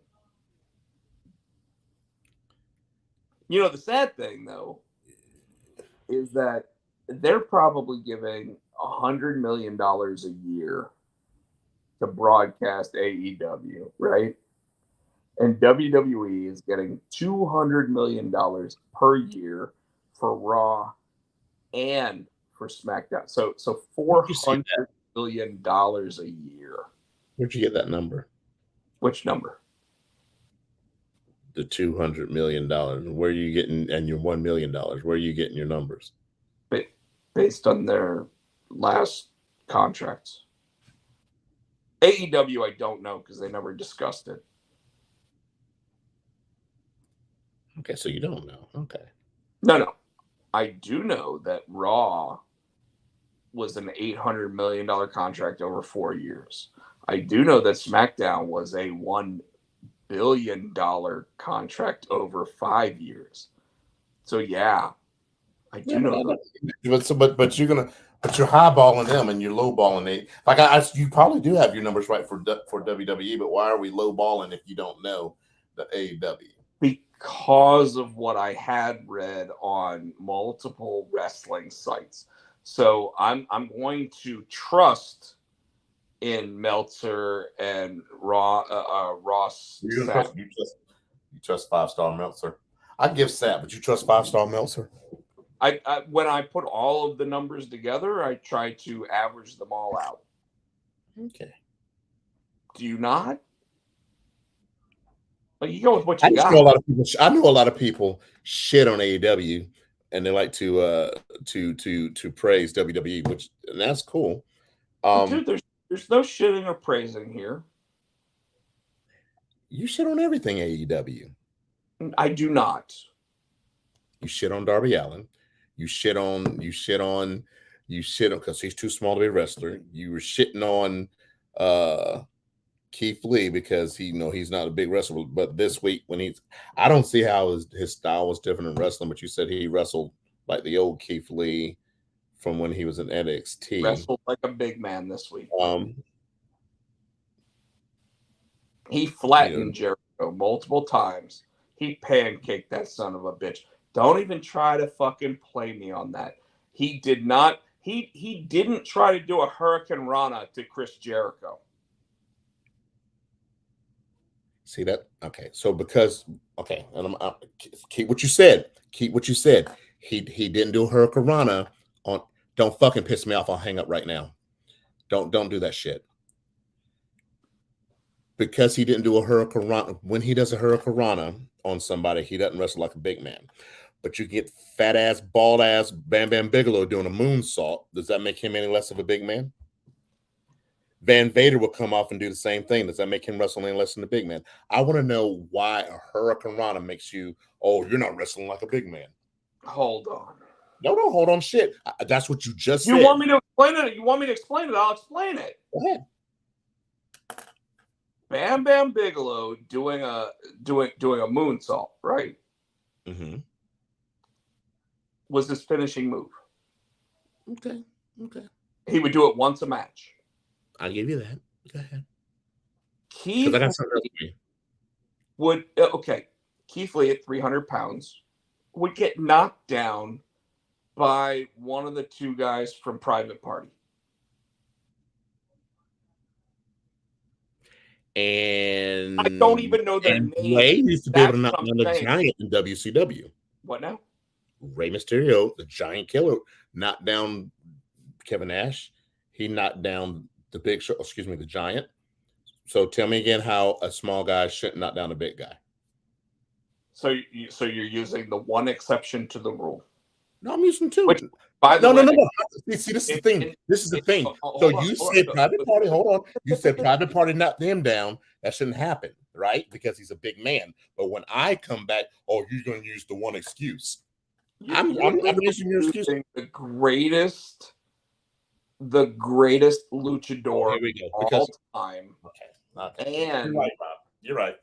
The biggest little man ever. You're right. So he's the only fucking little man that can knock a big man down. Okay, I got you. I'm not saying that, but I am saying that if it happens in every match that Keith Lee is in, he's basically showing that he's not a big man, where he's 300 fucking pounds, dude. Like why is it okay? So I'm gonna use a story that I heard. Here you go. The Big Show sat there, went backstage after losing a match, and Steve Austin looked at him and got in his face, put his finger in his face, and said, "Why the fuck are you not wrestling like a big man?" And the Big Show said, "Well, I got told that and he goes, "You're a fucking 500-pound man. Why are you wrestling like someone who's 250 pounds? You are an attraction. You are special. So I'm going to tell you right now, when I go out there and I give you a stunner and it gets to 2, you kick out." And then he did it. What's the difference in Keith Lee and Big Show, though? 200 pounds? Big Show is 7 foot tall. No. Big Show is 350 pounds. So when Bray Wyatt's big ass at 300 pounds was doing flippity floppity, and I think he was a tank with the Ferrari engine, it was okay for him to do it. It wasn't okay for him to do it because he didn't get over his Husky Harris. Keith Lee is limitless, right? That's his gimmick. So he should be able to do shit that a big man shouldn't be able to do. And a Hurricanrana, which he does not do every match. Why is his limit getting knocked down by a guy from Private Party that I can't even remember the name of? Again, we won't use Rey Mysterio no more. Shane Helms, little man can knock down a big man. Oh, you're gonna go against Rock here? Let's get, huh? Rock? No. He did it against Rosie, Jamal, whatever the fuck his name was. His tag team partner? Yeah, remember he fought him? Remember him? Yeah, they fought. Shane Helms is small. He was able to knock his ass down. Okay, you're right. You know what? You're right. Keith Lee's a fucking piece of shit. He should never wrestle little man because I was actually complimenting Keith Lee on the match that he had against Jericho. I was saying that Keith Lee was finally wrestling the style match that he should be wrestling. Yes, he lost, but it was because Swerve actually caused him to lose. The fact is that Keith Lee actually looked like the monster that he should. That's what I was saying. I wasn't disputing that Keith Lee isn't amazing and he's not limitless, mind you. I was trying to say that Keith Lee actually put together a match that made him look like somebody that I want to watch on a weekly basis last night. The fact is you're sitting there saying, his other matches weren't. No, when he gets drop kicked and falls down by somebody a third of his size, dude, most of those people sit there and swat that shit off. They do. Like, I can't help it. The fact that he wants to sit there and take a bump for a guy a third of his size, he shouldn't do that. He shouldn't do it until they have worked their way to the point where, like Rey Mysterio, that you used yourself as an example, where he worked the knee, and finally got that son of a bitch to fall down because he chopped down the fucking giant. You're right. The fact that Keith Lee sits there and does what he does, and he's amazing at what he does. If Keith Lee were to be against Braun Strowman and he wanted to sell like that, I would be 100% for it, because you got two 350-pound men doing it. And by the way, when Dijak did it, Dijak's 270 pounds. I'm okay with them doing that. Those two put on fucking banger after banger after fucking banger.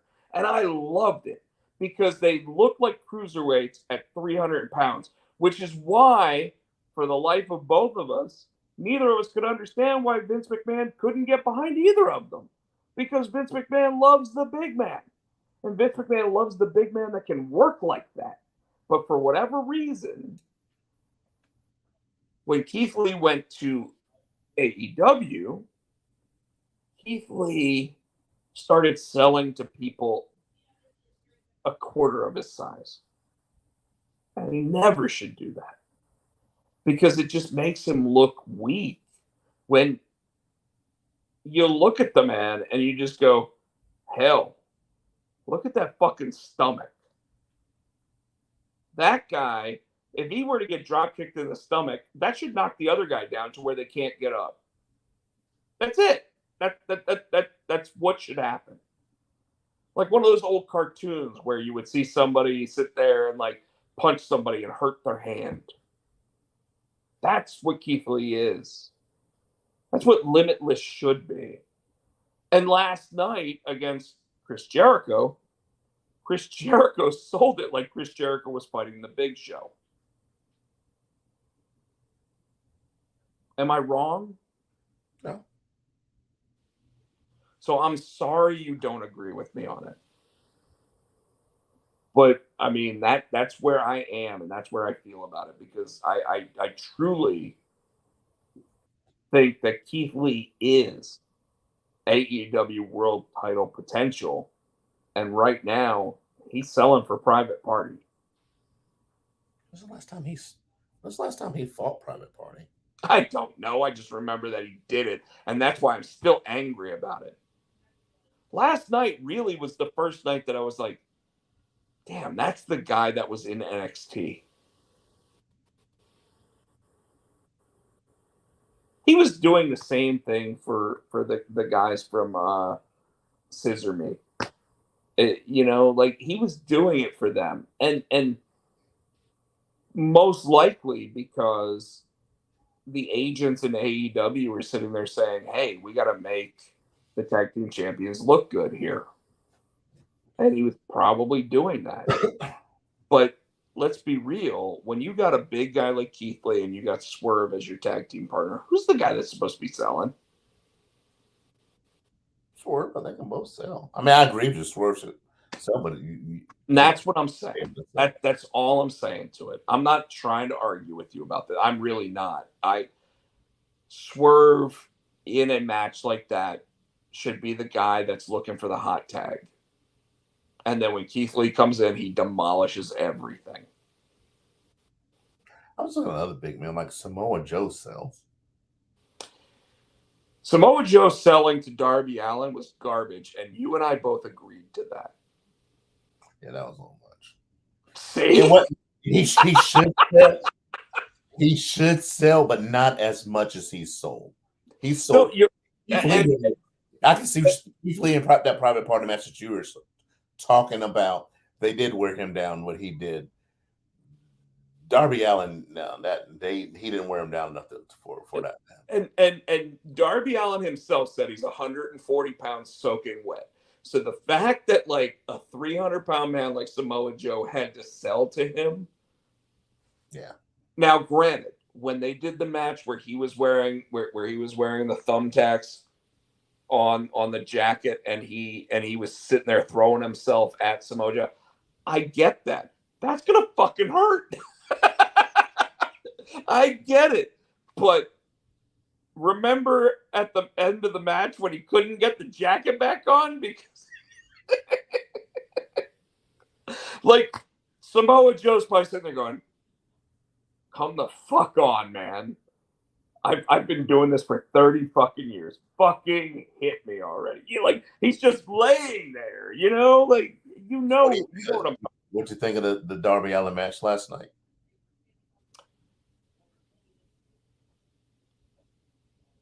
I'll say I don't want to talk about the match last night. I want to talk about his promo last night. Oh, his promo was fucking fire. He's getting to the point. He still needs work, but he is getting to the point where you listen to every word he says. And that's when you make a difference. And then Sting came out, and it was cool to see him go through all his different variations of the Sting character. And I still got a little bit of the Joker in me, don't I, folks? That was awesome. When he threw pom-poms and got pom-pom being chanted, dude, okay. Sting is never going to be at the Rock level, where the Rock can get you to sit there and chant any fucking 2 words that he wants you to, right? Yeah. But it was damn close. I like, too, that Sting's like, I don't want that anymore. So we know that Sting's not going for, he said, because let's face it, Showtime is almost over. He said, but for him, the point Darby said his Showtime's just beginning. So I like it's kind of like passing on the torch. Things like, I know I can't do it anymore, but this young motherfucker can. See, and the way that professional wrestling is, while I liked it because it's realistic, in professional wrestling, what Sting probably should have said was, on any given night, there's that 1 ounce of hope, that one dream, that one moment where I am that good one more time. See, but hold on. But then the storyline is MJF beats him to the point where he cannot even get up and has to be carted out on a stretcher. It's Rocky 4, man. You keep trying to do this Rocky shit. You're trying to do it with Becky. That's what makes pro wrestling what it is that simple storylines that lead to why the argument happens, right? So if Sting and let's be real, they're going to Wembley Stadium and they're going to try to sell 70,000 seats. Do you know what the biggest attendance in AEW history is so far? What did they sell the first All In or All Out, whatever it was? That was only like 12,000. Okay. In Raleigh, they probably got like 8,000, by the way, just so you know. But the biggest that they've gotten was when they did the Flushing, New York, right at the Wimbledon, or not Wimbledon, but the U.S. Open, the tennis stadium, when they ended up doing like 22,000. So are you saying you don't think they can fill that stadium? Well, the question is whether or not they think they can fill the stadium. Right now, they're saying they've got a 70,000 stadium that they need to try to sell. That's 3 times their biggest audience ever. I think they can do it. I mean, they've got time. If they build up their stories, if they build up these matches, I think they can do it. So, can they do it? Possibly. Will they do it? Probably not. But to be a success, they don't need to. Okay? Let's be real. As a success, they can tarp off a third of the arena, right? Tarp it off. And I'm not saying tarp off the top rows. I'm saying so that they can make a amazing stage. Right? Did SummerSlam that year, did they sell it out? I just can't remember. Oh God, in like 94 or whatever?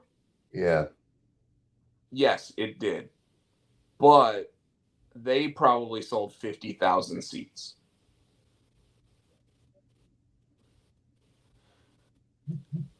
What I would so a success. They sold 50,000 for the other 20 go. Well, again, remember you tarp off a certain area so that you have your backstage area. So if they sold 50,000 seats, then they did just as well as WWE did, right? If they did that, but I don't even know if that's really the case. I mean, we can look it up. Hold on, I'll try to look it up right now. Because I don't know, and I'm literally just throwing darts at a wall on that. SummerSlam, Wembley. Well, they're going to say they sold it out. Remember, they tried to say they sold out the Celiac Pontiac, or the Pontiac Dome, whatever. Remember, they got caught in a lie. It's one of those. They said they sold it out, and they didn't sell as many tickets as they said they did. Okay, so here you go. AEW's current attendance record is 20,177 at Dynamite Grand Slam event at Arthur Ashe Stadium in 2021. So I was correct about that, right? At like 21,000, right? WWE announced an attendance of 80,355 at SummerSlam 1992 at Wembley Stadium. How is that though? Because there's only 70,000 seats. So how did it sell 83,000? No. I didn't know what the amount of seats was, but hold on. What I will say, oh God, oh sorry, my shorts are riding up. What I will say about that is that even a football stadium like Jerry Jones's Texas Stadium in Arlington, the stadium seating and everything is set up specifically for whatever that event is. So if it's football, if it says that it's 85,000 people, when you take out the 100-yard football field and you start putting in seats for wrestling, you can fit a shit ton more seats.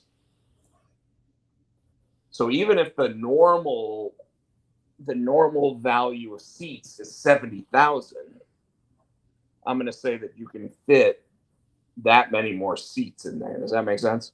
Yeah. Okay. So it's a good question, but yeah, when WWE said there was 80,355, I have to assume they inflated that number some, but you're probably still talking 78,000 people. You know, they're probably including all of the media people, all the camera people, all this people, all that people, you know, whatever. Like, but if I had to guess, it's probably still 78,000 people when they say 80,000 people in there. So that puts them at 4 times what AEW's current biggest crowd ever is.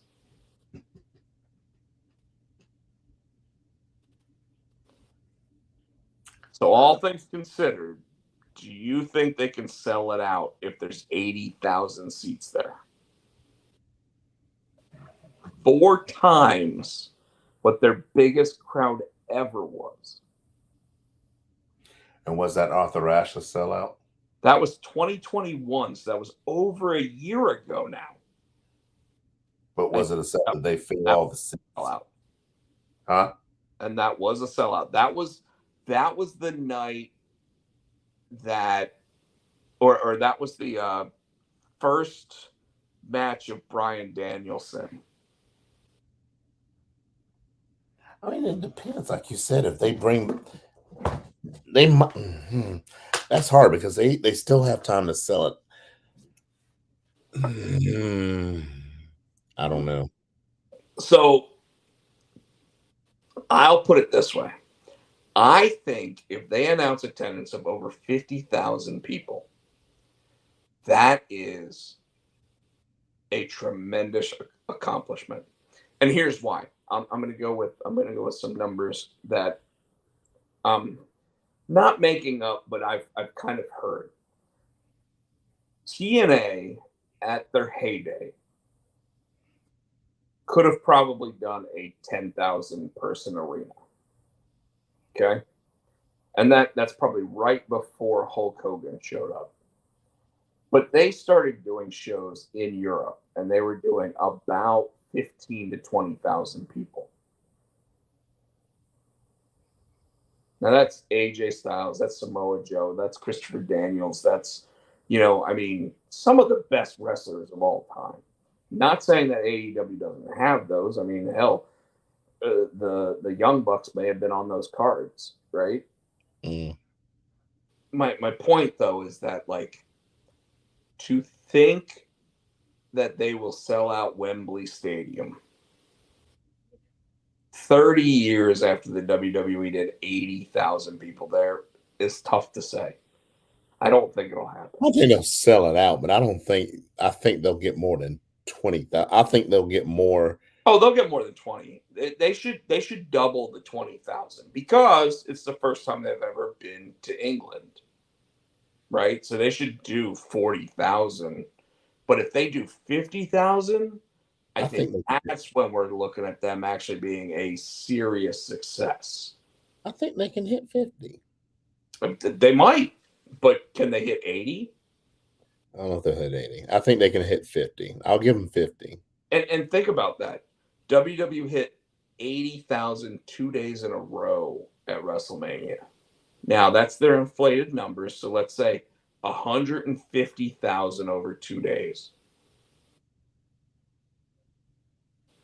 So anybody that thinks that AEW really is serious competition to the WWE, again, AEW, I'm not saying they are. I'm saying AEW is still a baby. Oh, yeah, absolutely. Yeah, and you're not wrong. Like, they're doing everything right except for how many people they keep bringing in. Like, they need to start focusing on certain people. Yes. And so no, we can't compare them to WWE right now. You're right. No, you're right. Got them, but AEW is still a baby. But and you're right. And unfortunately, there's no way to compare them to anybody because they are already bigger than everybody else. Right?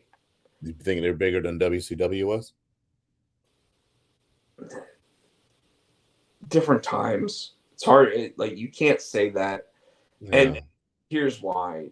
WCW was doing ratings in the 5s and 6s when the WWE was doing ratings in the 5s and 6s, right? Mm-hmm. Now you do a 1.3 and you're like, oh, it's a great fucking rating. And you're like, okay, it's really not, Yeah. The difference though, and the biggest comparison that we have to AEW is WCW, and unfortunately not in the right ways, because we sit there and say, okay, the roster's too inflated, right? We sit there and say they're not pushing the right people sometimes. Correct. They're trying to do things differently than the WWE. They're showing a lot of blood when WWE isn't anymore. Like they're saying shit. What's that? They're saying shit. They say the word shit all the fucking time. And then get bleeped out. Well, no, but it's because typically they say it, I think, after the 9 o'clock hour. I don't know. I'm just saying that I think that's what the normal case of it is. Or they just sit there and ask for forgiveness from the network ahead of time, and the network pays the fine for it, because that that has been the case in the past where they're like, hey, we're going to say this,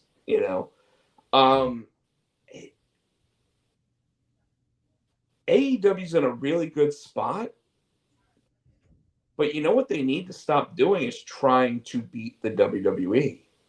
Yeah, they need to focus on themselves first and get all those kinks and all that worked out before they try to compete with anybody. They need to figure, and you're absolutely 100% right, Tino. They need to figure out a way to improve their ratings without necessarily trying to attack the other company's ratings. They're not on a night where the other company wrestles anymore. I mean, Friday night, sure, but they purposely set their own program to either before or after the WWE's program so that they're not being bastardized on their audience, right? So they need to figure out a way to build the audience, and they haven't done that yet. And I think the All Access show is what's supposed to try to do that. But if they were smart, they wouldn't do that show on the same night that they do their other shows. They do it on the nights that they do their other shows that are popular. So like let's say they had Quantum Leap, okay, as your 8 o'clock show. They would do All Access as their 9 o'clock show because they would hope that people watching Quantum Leap would stay on to just watch 10 minutes and go, oh man, this is kind of interesting. And then they'd want to watch wrestling on Wednesday night. Gotcha. The fact that they just show it right after the already existing show, everybody who watches the one show is going to watch the other show. They're not gonna change the channel. They're like, oh man, 3 hours of wrestling kind of well, it's All Access, it's AEW. I'll go ahead and I'll stay on for the extra hour. That's what they say. So I would say they're probably not even super interested in that third hour at this point. But I know I know that I'm dragging this out. I'm not trying to. So, got anything else? No, I can think of. I am sorry that you wanted to get confrontational about the Keith Lee thing, man. Like I love Keith Lee. I think he's an amazing wrestler. I even like the fact that he's letting himself go gray. Oh, that's awesome. I think that more wrestlers, when Kevin Nash went back to the WWE in 2002, and Vince McMahon said, "I need you to dye your hair," and he said no, they cut his salary because he wanted to be naturally gray haired, and that's when he started calling himself the Silver Fox or whatever. And Bischoff was great too. Then Bischoff only went gray after they shaved his head. Yeah, and then he just didn't dye it again. And I think Vince was like, "Well, it's different. Just go ahead and keep it." And that's my guess. I have no idea what he actually said there. I obviously wasn't in the room. But anyway. Yeah, Keith Lee was walking around with that shoe polish on his head. I'm like, dude, just let it go, dude. Exactly. You could tell. There was definitely something, and Keith Lee's not that old. I don't think so. Yeah. I want to say he might be like 38. Yeah, I mean, but sometimes it just start going gray young, and that's probably what happened. And he, for some reason now, what's her name? Mia Yim probably said it looks good on you, baby. Goes, oh, okay. I nailed it. Keith Lee, 38. I just looked at it too. Yep. I nailed that shit. I wasn't even looking. I had to look it up, and I'm like, bam. That's how good I am with guessing ages. You had them wrong. You had them wrong earlier. What? You had them wrong. What were you trying to guess? Brock and Bobby's ages earlier. I'm like, you were wrong. Well, I wasn't even that far off though. I said Brock was like 48, and you said he's 45, or Bobby was 45. Yes. I don't even. Oh my god. I was just trying to make them sound a little bit more older than me. So, like, Shut up. well, no. Hey, admit it. When you sit there and you watch professional sports at this point in your life, you just want to see that guy that's older than you because you're like, man, I could have done this still. And then you see that like every single one of them's younger than you, and you're like, God, I'm old. Tell me I'm wrong. I'm just like, I don't even try it anymore. You I'm just like, go, I'm old. I'm older than them. I'm older than them. I'm not even gonna try. I love you, brother. I'm like, fuck it. Getting angry at me so often recently, but like, and I'm not even arguing bad stuff. I'm literally trying to give like real opinions. But anyways, want to go ahead and give your stuff? Yeah, my little bit. I am on the Twitter machine. Hootie Fan 91, Instagram. I'm SC Tino. You can find the show on Twitter at Potsy and Tino, on Facebook Potsy and Tino Show. We're here each and every week, right here on the Pots and Pans Network on YouTube. Please give us a thumbs up, like our shit, and buy our shit. Buy our shit. You can check out our theme song, which is Adam's House Cats, the wrestling song, on iTunes for 99 cents. 99. Your turn. Hello. That's stupid 99, man. 99. It's not like we're Brooklyn 99 or some shit. 99. You can follow me on TikTok at Rob Potsy Podcheck, on Instagram at both Rob Potsy Podcheck and Rob Podcheck. You can follow me on Twitter at Podcheck, Facebook.com/Rob Podcheck, and of course, right here on YouTube.com/Rob Podcheck. Folks, we want to thank you. We want to thank you for always following the Potsy and Tino show. We love doing this, even though Tino really has been in a bad mood a couple times recently. I mean, tonight he threatened to get off the show. Because I'm trying to talk to you, Europe. I don't do that shit.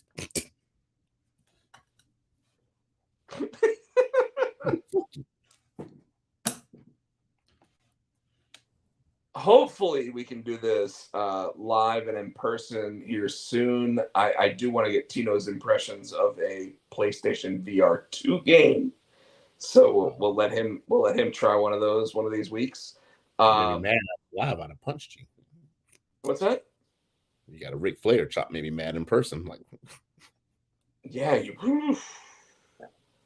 What someone had, you know what? In the background, I think I can hear somebody trying to knock on my bathroom door.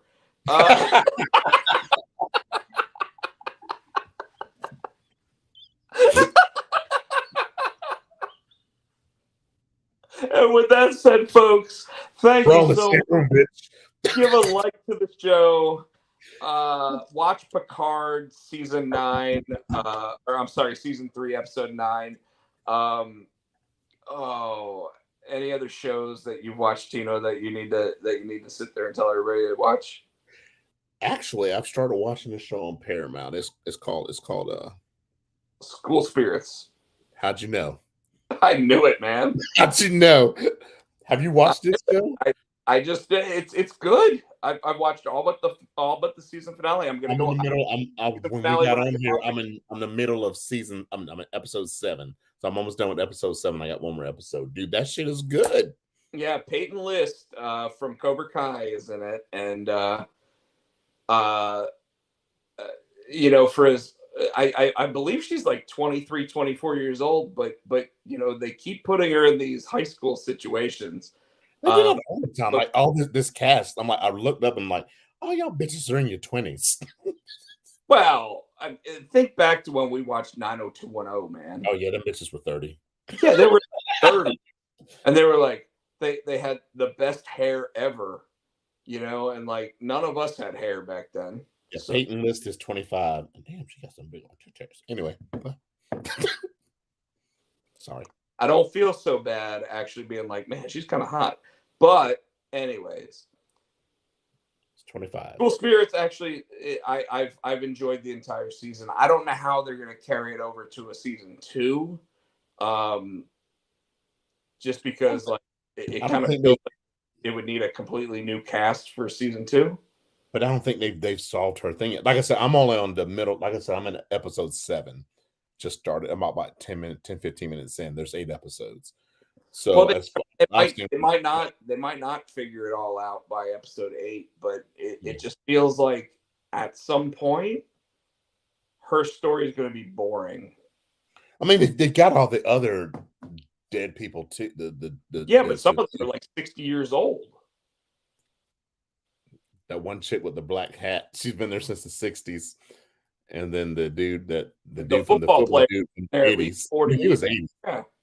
So anyways, so all right, folks, I'm going to let Tino get off of here. I'm going to let you all get off of here as well. Really appreciate everybody hanging out with us. Thank you to Joe, Richard, Chris, everybody that was here. If Michael showed up, awesome. What? I said, did he? I don't know if he did. I didn't see him, but he'll probably listen to the show, so him getting a shout out is probably good. Yeah, he didn't come on. It's been Joe, Chris, Rich, and that's it. And us. But I mean, we got a lot of comments tonight. So we do got a lot of comments. I was scrolling through. We love you guys. We'll see you next week. And with that said, like I said, I believe I hear someone knocking on the bathroom door, even though no one else is here.